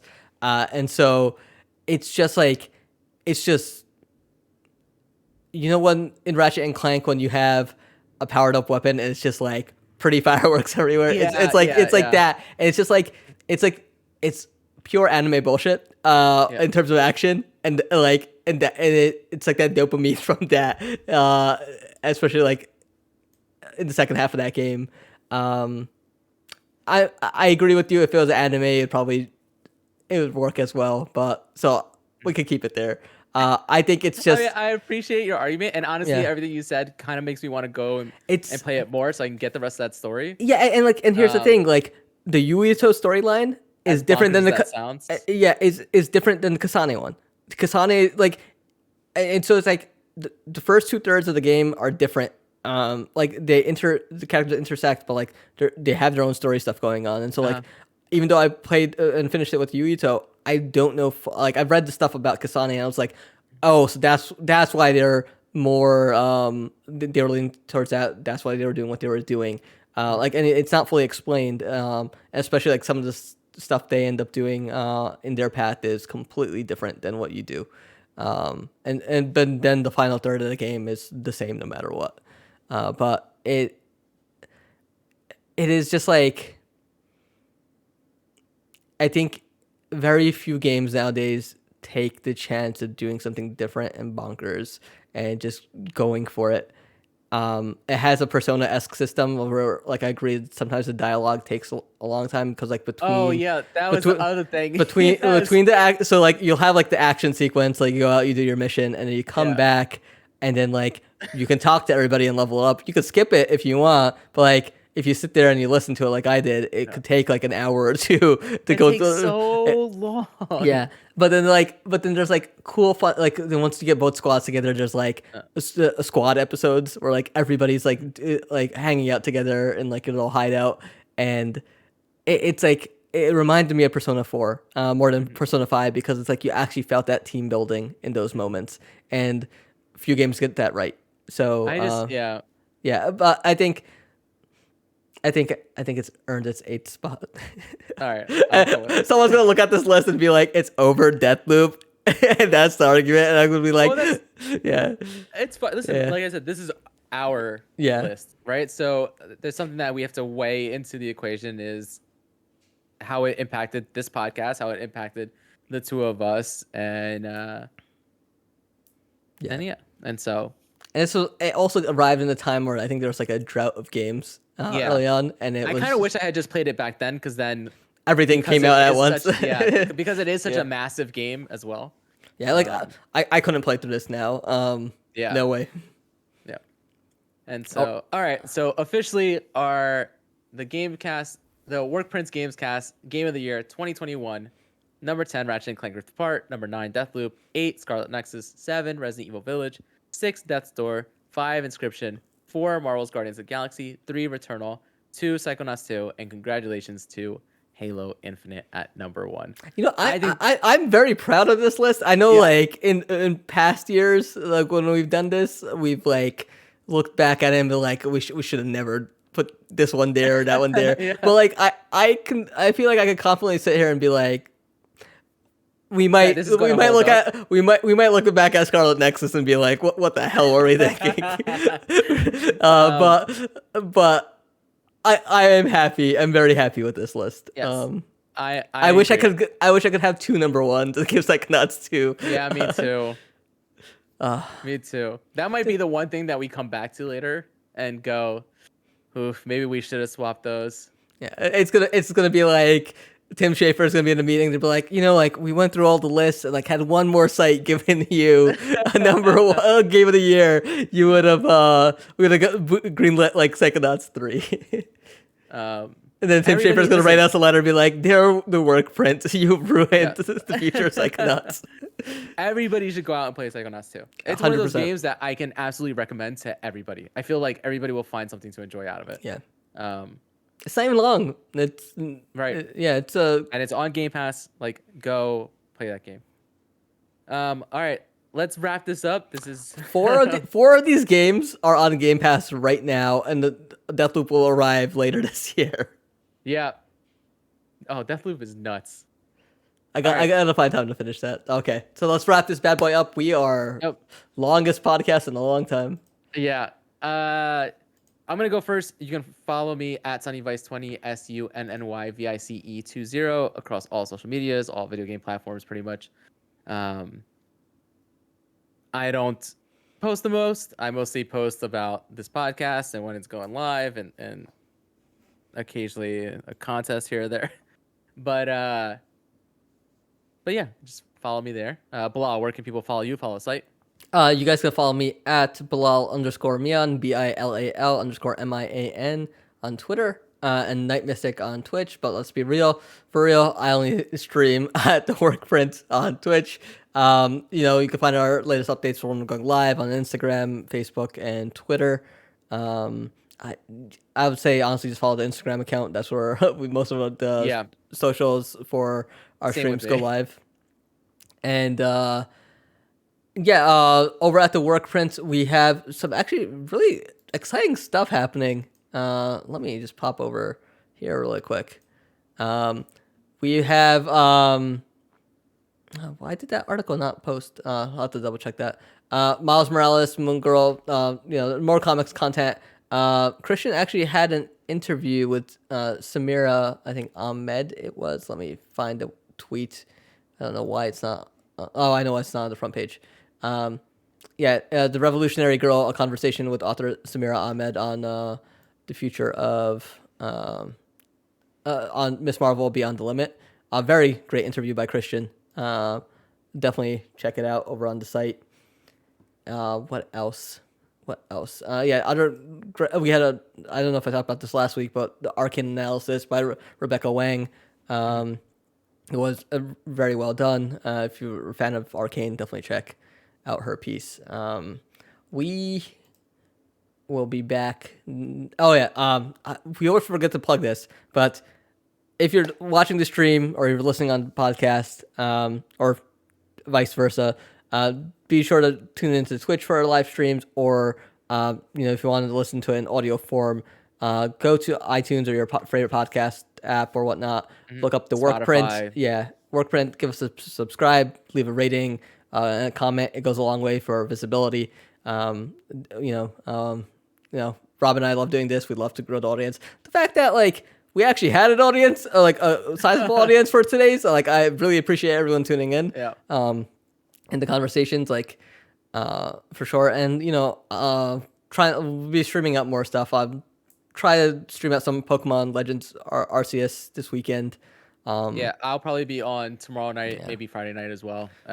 Unfortunately, like he said, the best way to kind of find out about the streams is to follow our socials or to have notifications on for the Twitch channel. Yeah. Love you guys. Thank you for all the support. Thank you guys so much. I can't believe this is 2 hours and 43 minutes long. Listen, game of the year, heavy stuff. We got to give it the time it deserves. Once again, everybody who was here today, everybody who listens after, thank you guys so much. Best way to support us is to tell someone about us, leave the reviews, just help us get visibility, honestly.